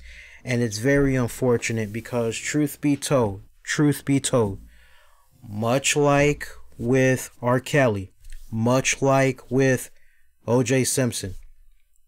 It just goes to show you that if you have X amount of money, you've got the right lawyer, you know the right people, you can make some shit disappear. And it's a damn shame. You know, we'll never know now what the hell went down because everything has been sealed. Now, that $10,000, what was it, guys? A bond or whatever, that's not being refunded back or whatever. But, I mean, come on. That's chump change. That's nothing compared to the hours, the manpower hours that was put. 100 hours of footage that these officers were looking up, these detectives were looking up, all in all trying to figure out who had attacked this young man. And I'm sorry, but for this individual to not only be a young black man that happens to be gay, but is looked upon as a celebrity. Here is a man that, despite his sexual orientation, is being looked upon as, look at what this young brother is able to do despite such great hatred that's happening in this world. Look at these challenges that this man has been able to overcome and ultimately being himself. And look at how he's been able to rise and be a pillar of the community. You already have a shaky history of lying and bullshitting, jive talking, right? Falsely putting in information, and you've already got that history. We've already got you in black and white many years ago. Now we got you red-handed again. All in all because you wanted more money for your role on Empire. You know, as somebody that at one point was trying to be an aspiring actor, had a few friends that got into the whole theater acting and all that, there is such thing as going to your manager. Hey man, I want some more money. I really want some more revenue making opportunities. I want some more interesting projects. What else can we hook me up with? You know, let's see if we can make it happen. Any way we can get me on that hit TV show, The Walking Dead. Any way we can get me this part in this movie that's coming up, I'd be perfect for it. You know, if you gotta stage your own attack, maybe you've got the wrong type of manager. Maybe your manager ain't doing enough for you, because if you got to resort to those levels, then maybe you need to switch it up and you need to get yourself some new representation. No matter what, this young man's image is forever tarnished. A lot of people are not going to be looking at this young man the same way ever again. And you know, he is a great representation of the biggest problem that's happening in our society today as far as self-accountability. I don't appreciate the shitty ass speech as a one-time Chicago native. I don't appreciate the shitty ass speech that he gave, putting down Chicago, putting down the police officers. It's like, motherfucker, you went to them. You went to them. We got two guys that are saying you wrote them checks. What? So that's bullshit? You know, if you're going to talk that game and all that shit, back it up. Back it up. And he is a great representation of a larger problem that exists in our society today, which is dodging self-accountability. You notice this is a recurring theme. Every single time something goes down, it's everybody else's fault except for the person at hand. The person at hand can point their finger at everybody else, except when it counts the most. Okay, this is the part where self-accountability. Let's go. It's bullshit. It's bullshit. Never was a fan of Empire. Never cared for the show. Respect the hell out of Terrence Howard and I don't know, the black girl from Hustle and Flow. I've always had a soft spot for her as well. But everybody else, even when Forrest Whitaker was on there briefly, you know, it's like, but I never particularly cared for that show. And after what had went down with everything leading up to where we are right now, you know, let's be honest, if he was a poor black man, or if he was just poor in general, just put race to the side, if he was just a poor individual that did not have the financial resources and the connections, and he staged the type of attack that he did, he would be doing some jail time right now. That's the honest truth. And you know that. You guys know that in your hearts. Much like if OJ did not have all of that fucking money. Yeah. They'd have got his ass the first time. High-fiving like a motherfucker, man. Switch it up. Let's get into some more stuff here. You know, it was really nice kind of getting back into wrestling a little bit. It was really nice seeing Kurt Angle face Samoa Joe on Raw this week. That was a plus side. I'll definitely give it that. But you know what? They should have been doing this shit all along. This whole farewell tour and all of these, you know, classic matches and all that. They should have done that a long time ago. But you know what's really sad? When I look at how Kurt Angle is moving in the ring, I've always respected the hell out of Kurt Angle. I've always respected his contributions. I've always respected the sacrifices that he's made for the sole purpose of entertaining us. But when I look at him, it just becomes more and more apparent that, man, brother, WrestleMania can't come soon enough, because you are struggling in that ring, my friend. You are struggling. And I can't help but wonder if he hooked up at all at some point with DDP, do a little bit of DDP yoga. Doesn't look like it. He just, that speed is not there. He's wrestling hurt. You know, he doesn't look as loose. He doesn't look as fluid.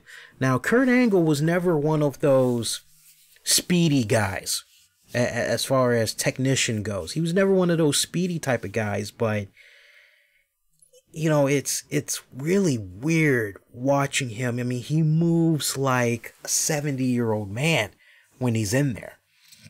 And some of the bumps that he's been taking these past couple of weeks, ooh, you know, the ring rust is there to a certain degree, but it's painful watching him. It really is. And I can't help but wonder which Kurt Angle is going to be showing up at WrestleMania. Are we going to get a Kurt Angle that one night only is truly going to turn back the hands of time and put it all out there on the line, right?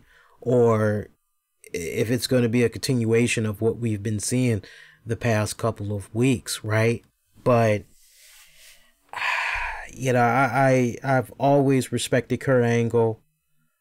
I actually feel legitimately sad for Kurt Angle. And I think the main reason why I feel sad for Kurt Angle, I feel sad for him because there's a big part of me that wishes, damn it, dude, if only it was 5 years earlier. You give me the Kurt Angle from 5 years earlier, and Samoa Joe's already in there, Daniel Bryan's already in there and everything. Man, there would have been some last minute classic matchups without a shadow of doubt. So for me, one of my dream matches was always Kurt Angle, Daniel Bryan. That was my ultimate dream match. And to see that Kurt Angle is making his exit out of the WWE and that match to have never happened, that is just mind-blowing for me. It really, really is. Now, that would have been a very interesting WrestleMania moment if the whole Kofi Kingston thing did not happen. To have Kurt Angle, Daniel Bryan at WrestleMania, that would have been pretty damn interesting. Pretty damn interesting. Not necessarily for the title, just a straight-up match in general. That would have been interesting, but it's painful. It's really painful watching him get in there. I got into it a little bit on Twitter earlier today. I got into it with, I think he is, I can't think of the name of his podcast right now, sadly, but I had a bit of back and forth. It wasn't anything bashing or anything like that. It was just constructive dialogue. I was interacting with Justin LaBar, and that name should sound familiar to you guys. He's a analyst, podcaster, performer, producer, and I saw some comments that he had to say with regards to Baron Corbin.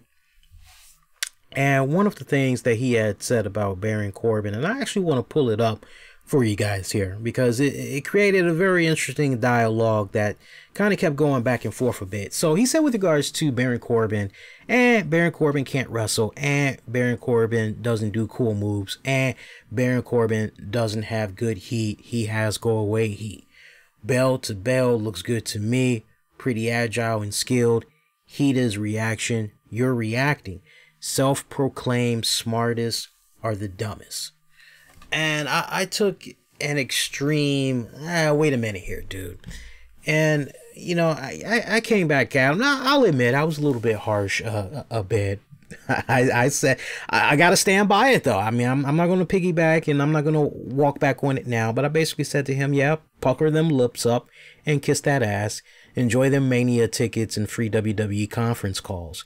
Rather than insult, why not understand where fans are coming from and find common ground?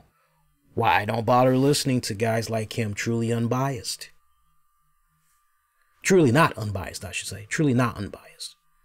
And, you know, he comes right back. He says, never do free press Mania pass. I want to sit closer, able to cheer and drink.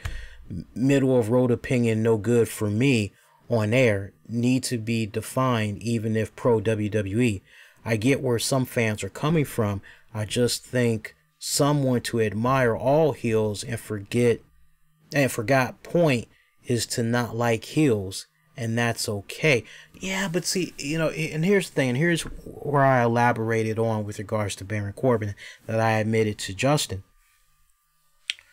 I would be a total asshole if I were to say Baron Corbin has not made any type of improvements whatsoever in the ring.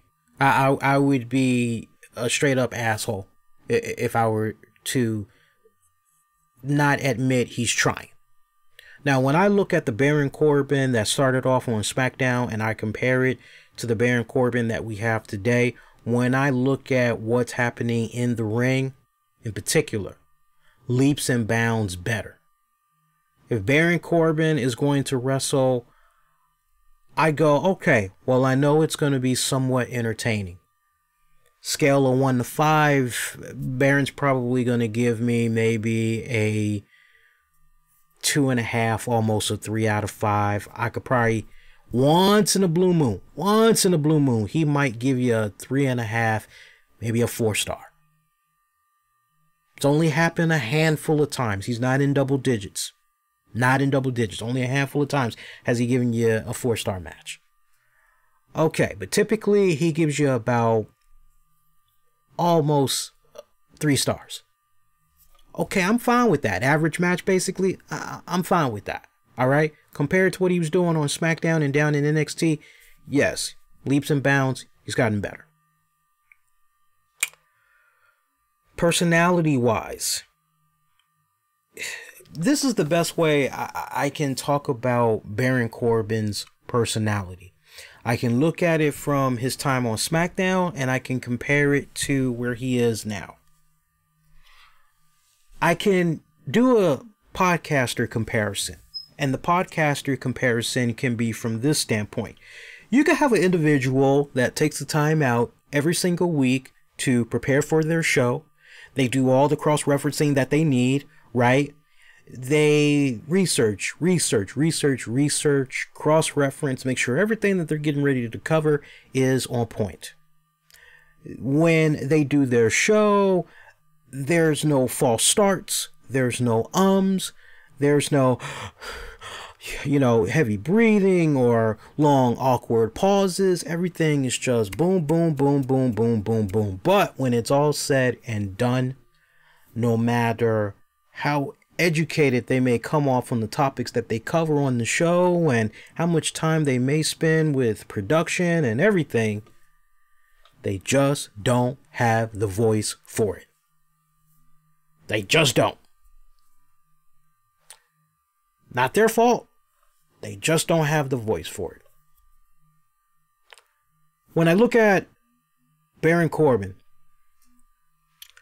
to a degree, today, Baron Corbin still has a lacking in personality that comes off very, very bland, that comes off very dry. I was thinking about it earlier today, and it's not even that of a John Laurinaitis. It's not even anything of that type of level. If I were to make a comparison, it is almost to that of, if anybody remembers, a Mike Adamle. A lot of times it's almost cringeworthy watching Baron Corbin, and he cuts the promos that he's cutting and everything. Now, has WWE done their very best to try to help propel this young man? Yeah, they have. They have done their very best. And the heat that he's getting, now, I would be the first to tell you, you're going to go into the sport of professional wrestling, make sure that your job is to go out there and get some type of a reaction, because any reaction is better than no reaction at all. To have no reaction, that hurts your longevity.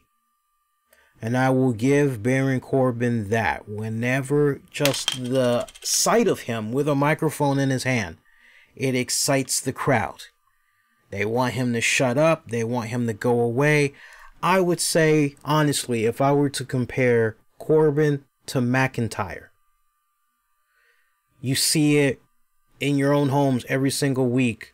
The fans in attendance could give two shits not about Drew McIntyre. They just don't react to him at all. Apparent this week, we see freaking Drew McIntyre with this long, boring ass, grueling speech, and Roman, I want to talk to you, not as Roman. I want to talk to you as Joe. I want to talk to you as the man. I want to talk to you as the husband. I want to talk to you as the father. I want to talk to you as the neighbor that takes out the trash on Tuesdays and Thursdays. I want to talk to the man that puts out recyclables on Wednesdays. I want to talk to the man that orders Pizza Hut instead of Domino's on the weekend. I want to talk to the man that likes big-breasted women and flat butts. I want to talk to the man that likes the Chicago Bulls era with Michael Jordan. I want to talk. I mean, it was just, dude, you're sucking the fucking crowd. Make your fucking point and be done with it. It was just a slow IV drip of fucking a lethal injection that he was giving us this week.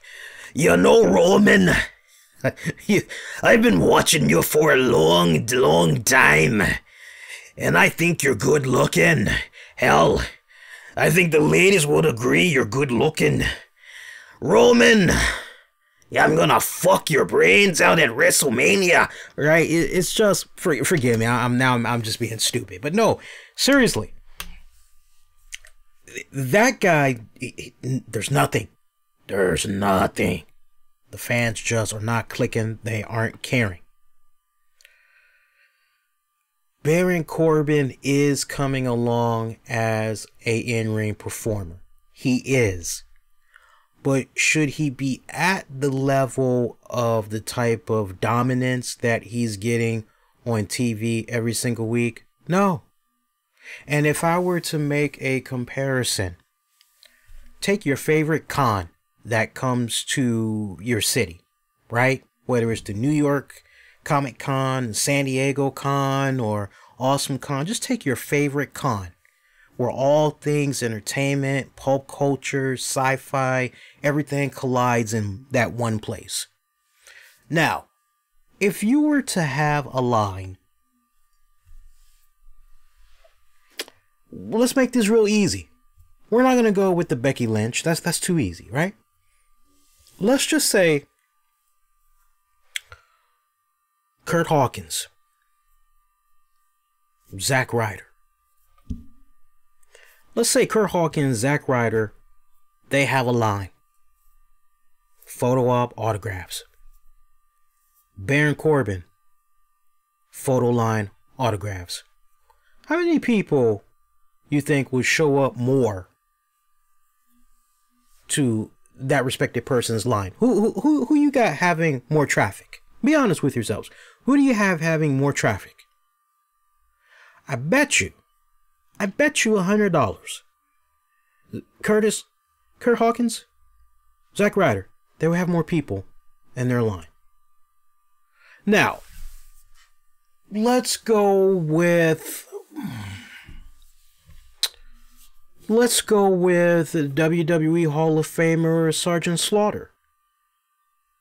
And now let's match him up with Baron Corbin. I bet you more people would run to Sergeant Slaughter's lines than Baron Corbin's. If I were to take Baron Corbin and I were to just drop him off in the middle of an airport,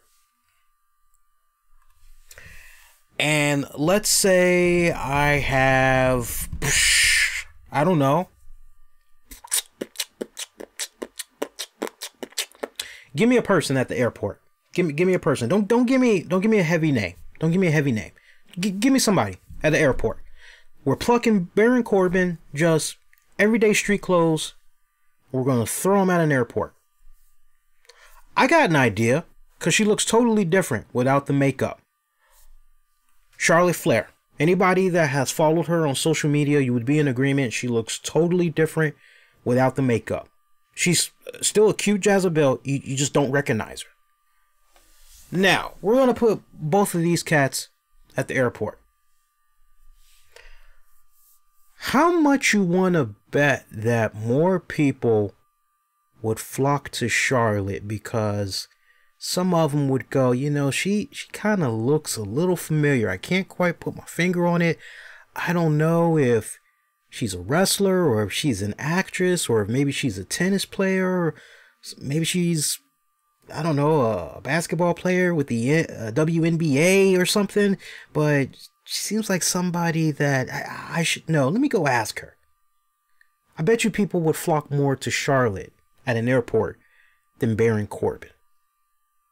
Now, ultimately, this is not all the fault of Baron Corbin. Baron takes some of the blame, okay? It's ultimately not his fault that powers that be got him coming out there looking like the fucking valet man, looking like fucking he's a fucking waiter, or as many of y'all been calling him, Olive Garden Corbin. All right, that's not his fault, right? But I mean, look, let's be honest, he doesn't exactly have the physique, as at least not last we saw of him. He doesn't really have the physique of a wrestler, right? So kind of mask things a little bit with how he's doing it, right? Okay, I'm not saying all of these things to put Baron Corbin down. I'm not. I'm only telling you the areas in which he is kind of lacking in. Has he been showing improvement? Yes, but I'm only simply pointing out the areas in where, this is kind of, right, you know, it's not that star power. It's not that Kevin Owens. It's not that AJ Styles.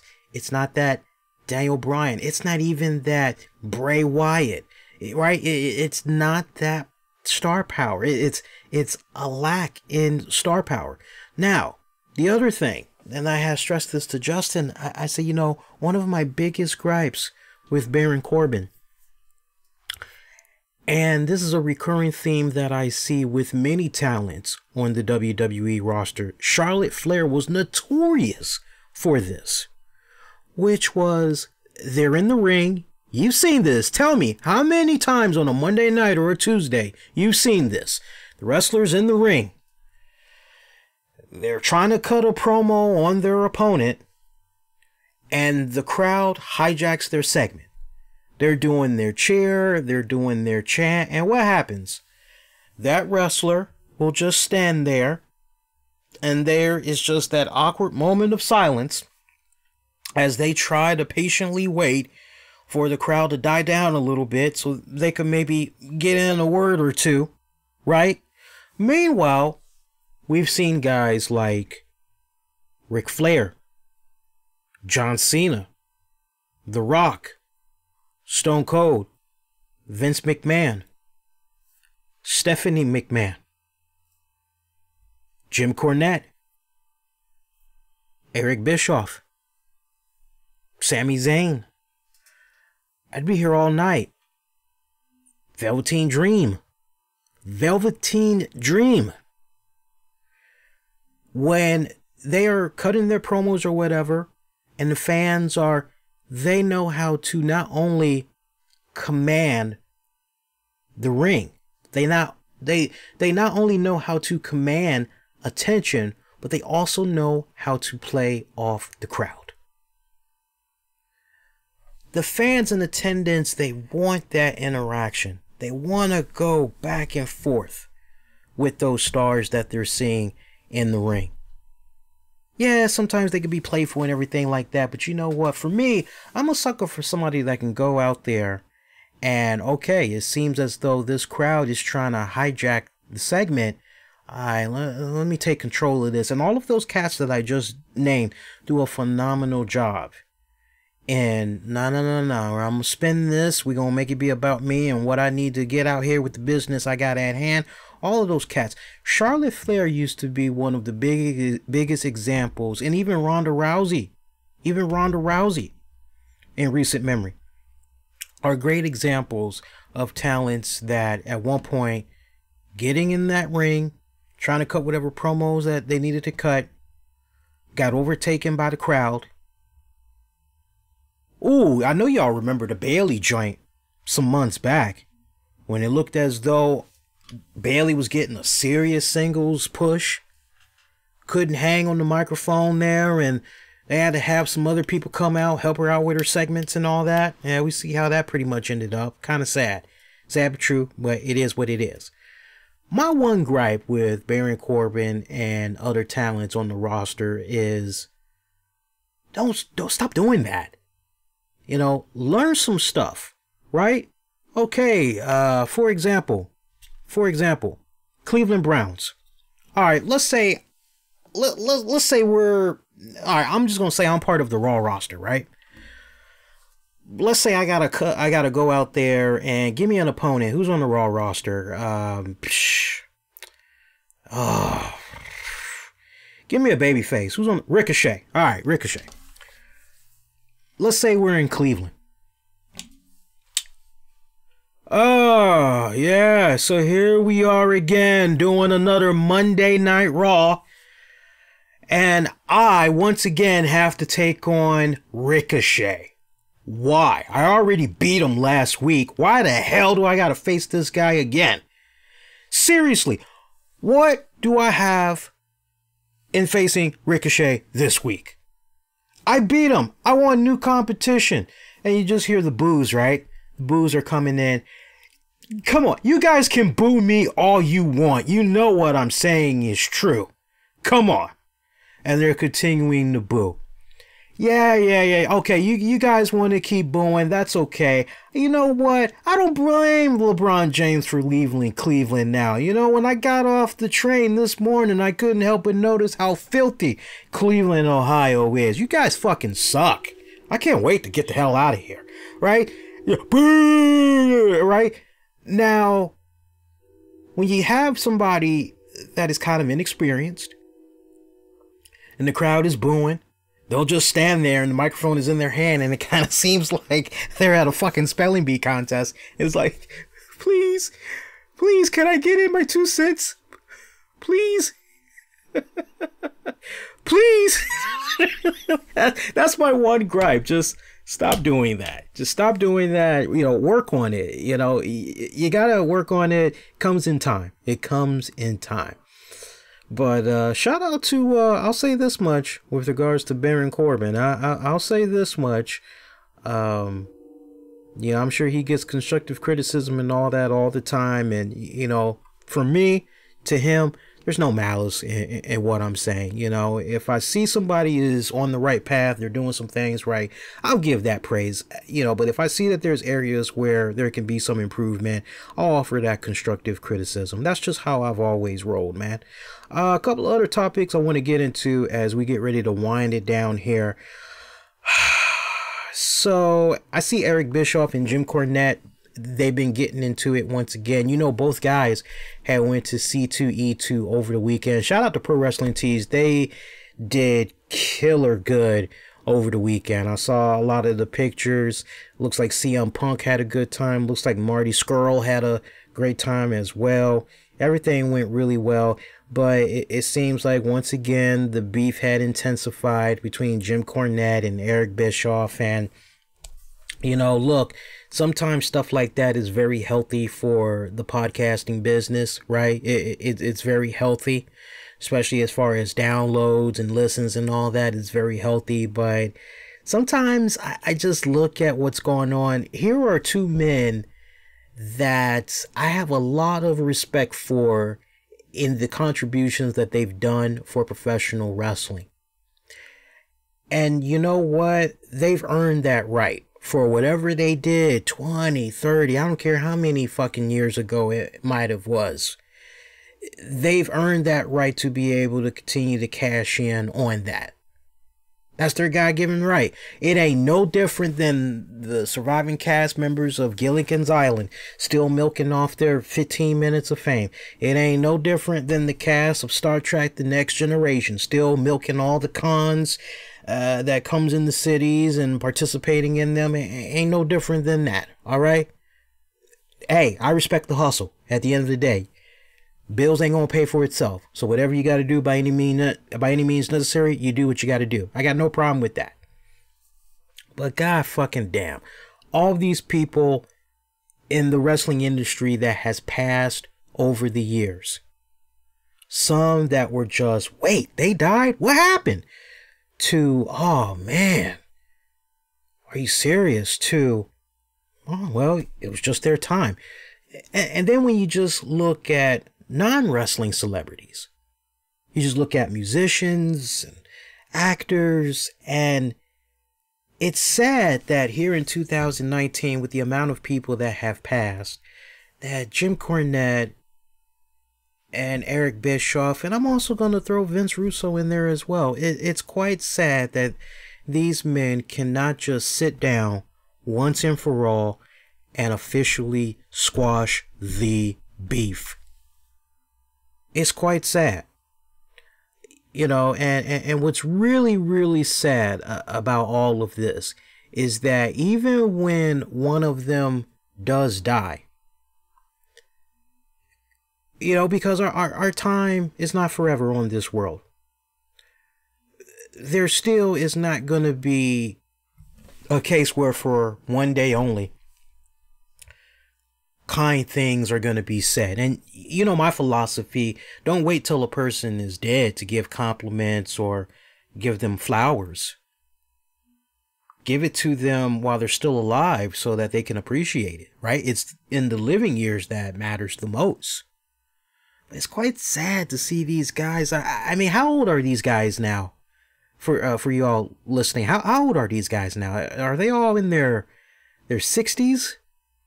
It's quite fucking sad to see these guys still going at it, and the venom that's just being put out there on social media and everything.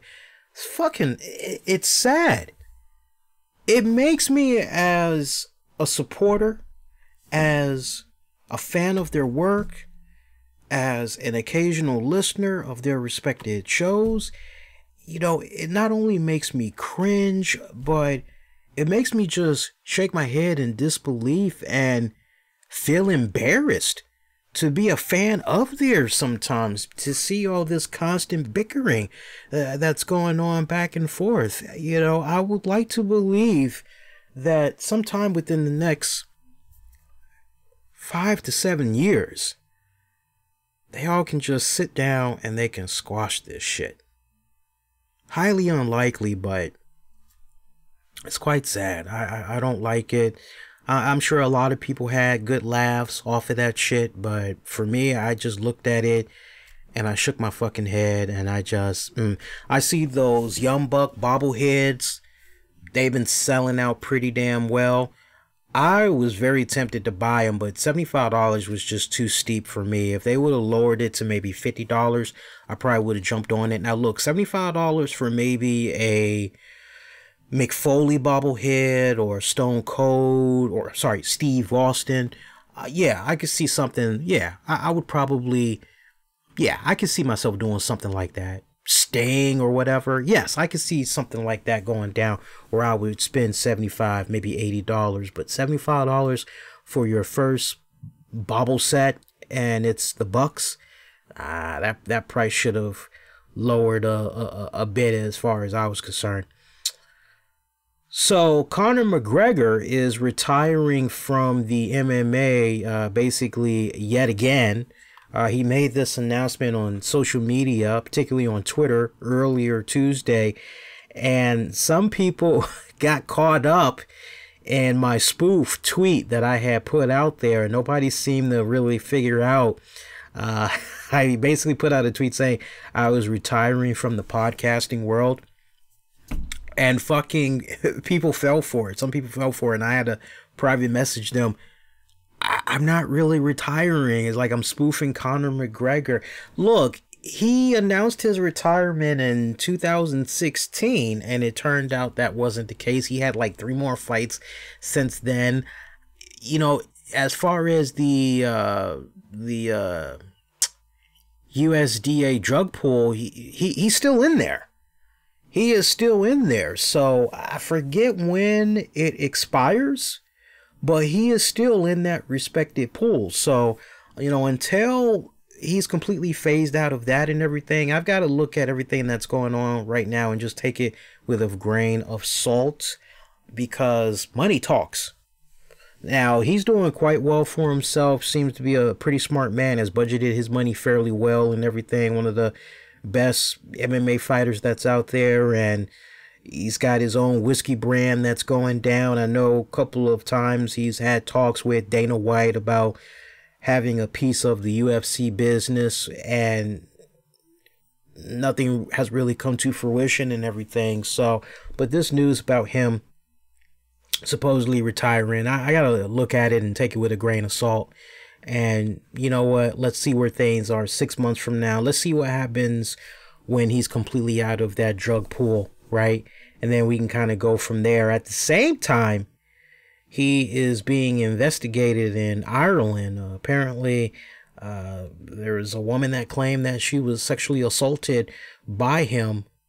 I believe she brought this to the attention of the local authorities in Ireland back in December, and they've pretty much been investigating then. So the key words we need to make sure we stress here is he's currently under investigation. Need to stress that.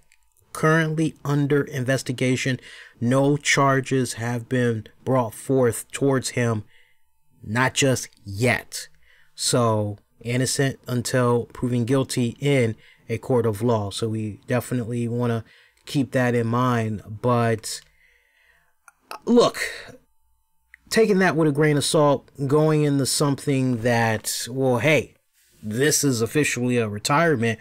Rob Gronkowski, one of the greatest tight ends in NFL history for just the way he redefined the tight end position. He announced his retirement right before the weekend from the New England Patriots, a 5-time Pro Bowler, 3-time Super Bowl champion. You figured that this was going to happen. You figured it did, because honestly, you looked at these past 3 years and Father Time was slowly catching up on him. And I would love to believe that when his time comes, for the Football Hall of Fame. He's going to be a first ballot. He for sure is going to get in first go round.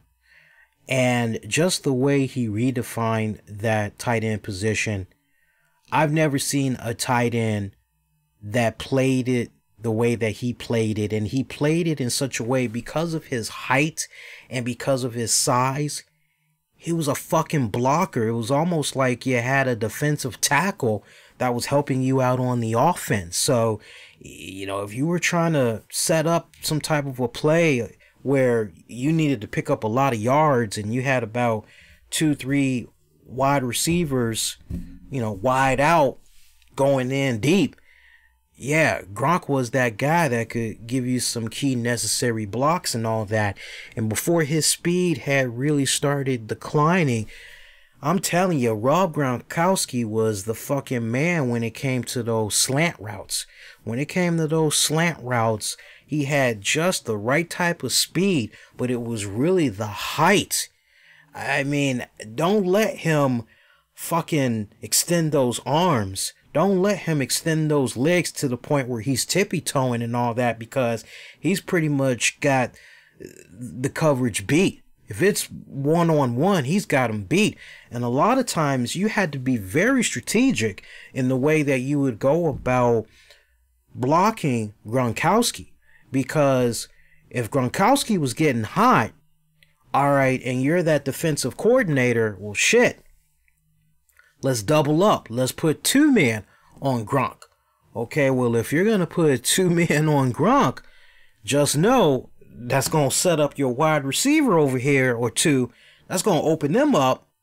Or shit, you know, that's also going to set up the running back. So, you know, you sure you want to do that? So just the way that they were able to strategically have Gronkowski in there, I mean, he really, really did redefine the way he had played that tight end position. And I don't think we're going to see another caliber of a talent quite like Rob for quite some time in the way he did that position alone.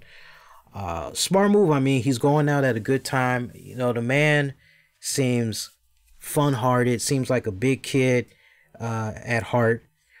And you know what? I wouldn't put it past him if at some point maybe he were to do something with the WWE. We've seen him make appearances off and on here and there. Would be kind of an interesting dynamic to see him and Mojo Rawley do a little something. So, I mean, anything is possible. But, I mean, you know what? If I'm Rob Gronkowski, look, man, you've been playing the NFL now for all of these years. You got your money. You've got your great endorsement deals and everything. And, you know, if I'm Gronkowski, honestly, brother, you know, and he's still young. He's only 29. He's not going to be 30 until May. All right. So he's still pretty damn young.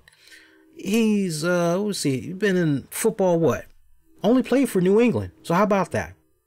Came to the NFL, went with New England, retiring in New England. Don't get no better than that. 8 years with the New England Patriots. That's a good run. That's a damn good run. Honestly, rest the body up for a bit. Enjoy that quality time with the family. Do some traveling. Do some sightseeing. Just enjoy life for a little bit. You got all the time in the world. You got the money to figure out what your next move is going to be. Do you really want to go into the world of pro wrestling? Does it really catch your eye? Is that really something you want to get into? Or do you maybe want to do like some people? You want to make the transition into being some type of a lead color analyst? What do you want to do? I mean, he's got nothing but time. He's got nothing but time to try and figure out what he wants to do. Speaking of analysts, you hear about this? Shout out to Awful announcing Tony Romo supposedly, take it with a grain of salt, but Tony Romo supposedly wants a contract extension with CBS, and he wants to be paid what he feels he's really worth. He's looking to get a $10 million contract, which would make him one of the highest paying sports color commentators in the game. I don't really know if he's going to be able to command that amount. But you know what? If I'm CBS, give it to the man. He's earned every single fucking dollar. Give it to the man. I have enjoyed his color commentating from the minute that he made his debut on CBS. He is a delight to listen to, and it's like he's fucking Houdini. Oh, they're going to go for this play, blah, blah, blah, blah, blah. Frame for frame. I mean, playbook for playbook, move for move, and the shit is spot on. Give it to him. Give it to him.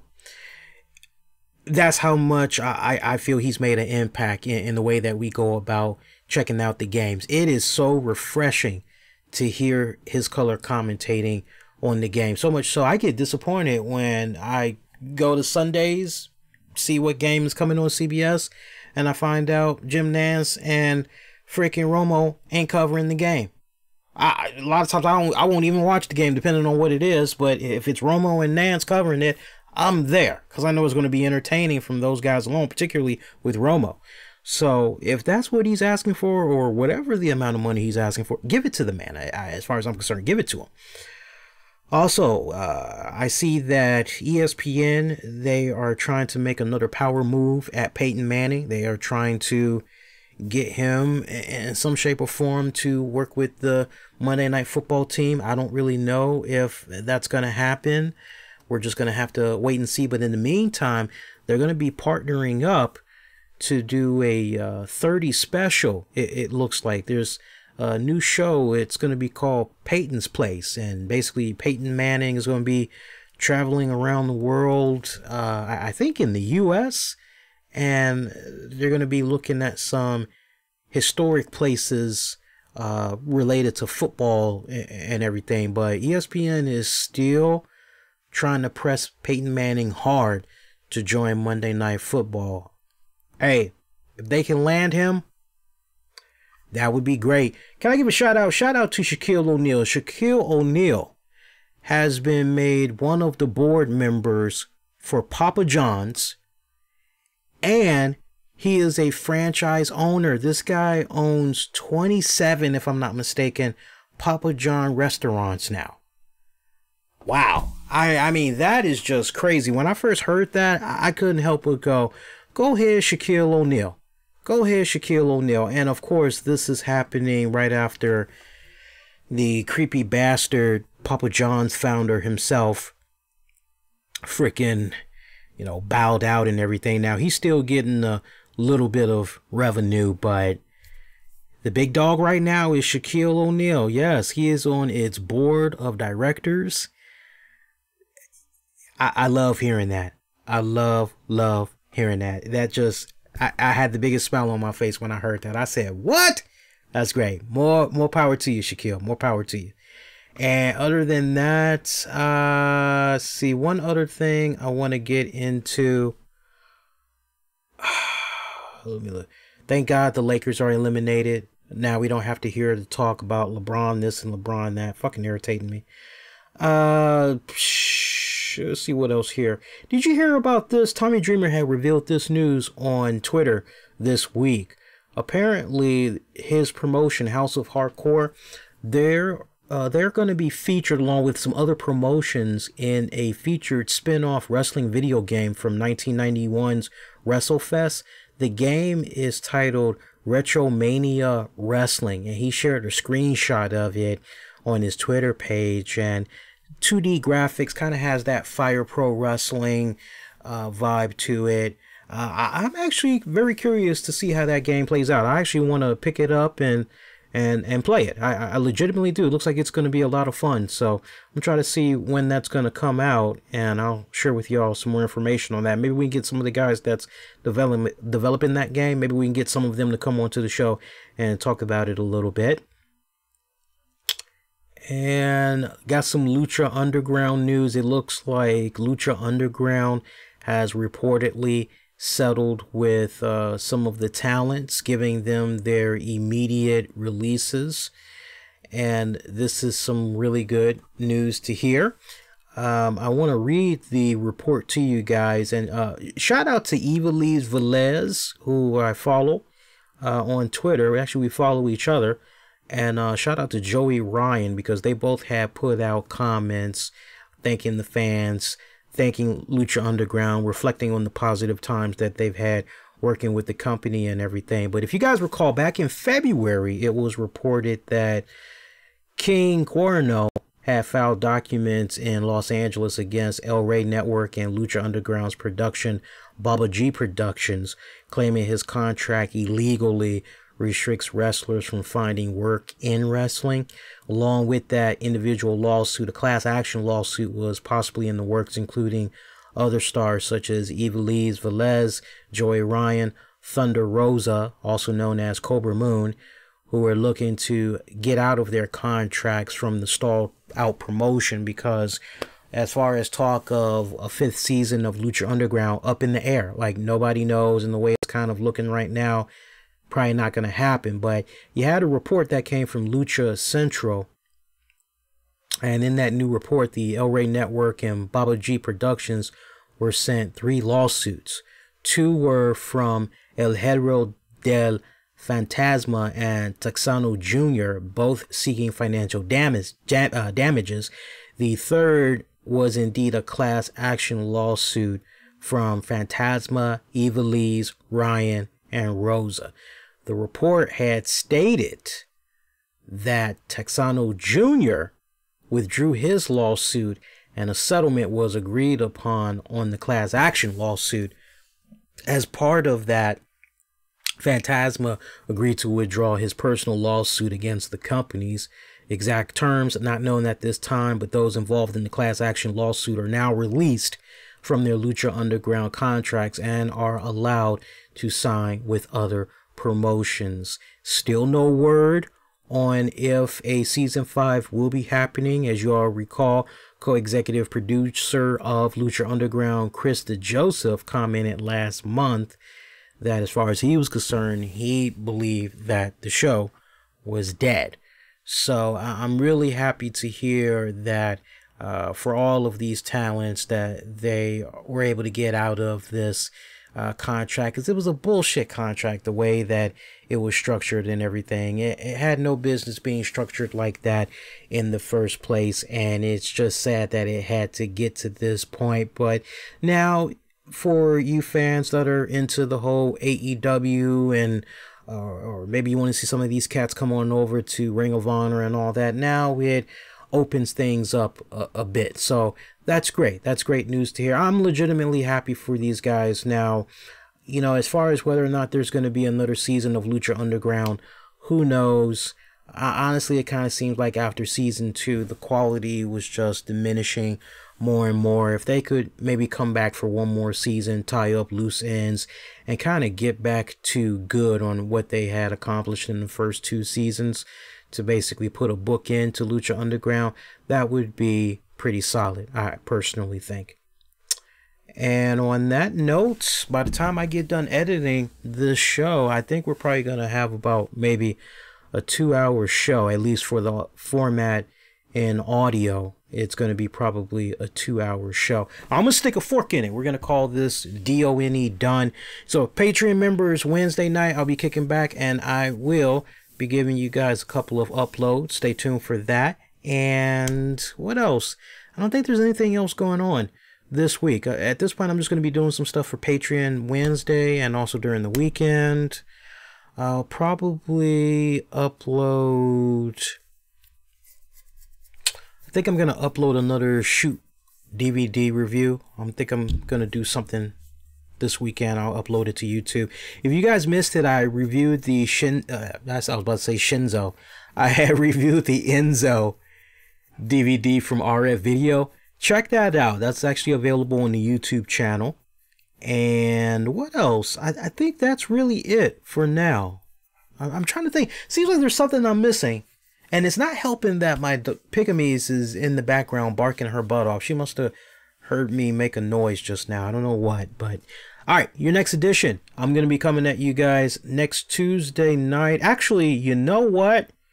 Since it's WrestleMania week, we're actually going to be coming on a special day and time. We're going to be giving you more content as we make our way to WrestleMania. So, Monday night April 1st, 2019. As soon as Raw goes off the air, we're going to do a special post-Raw reaction episode.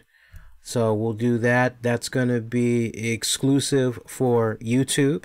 So check that out. That's going to be some good stuff. Discord, we'll hook you guys up. We'll hook you guys up with a server so you guys can hear the audio only.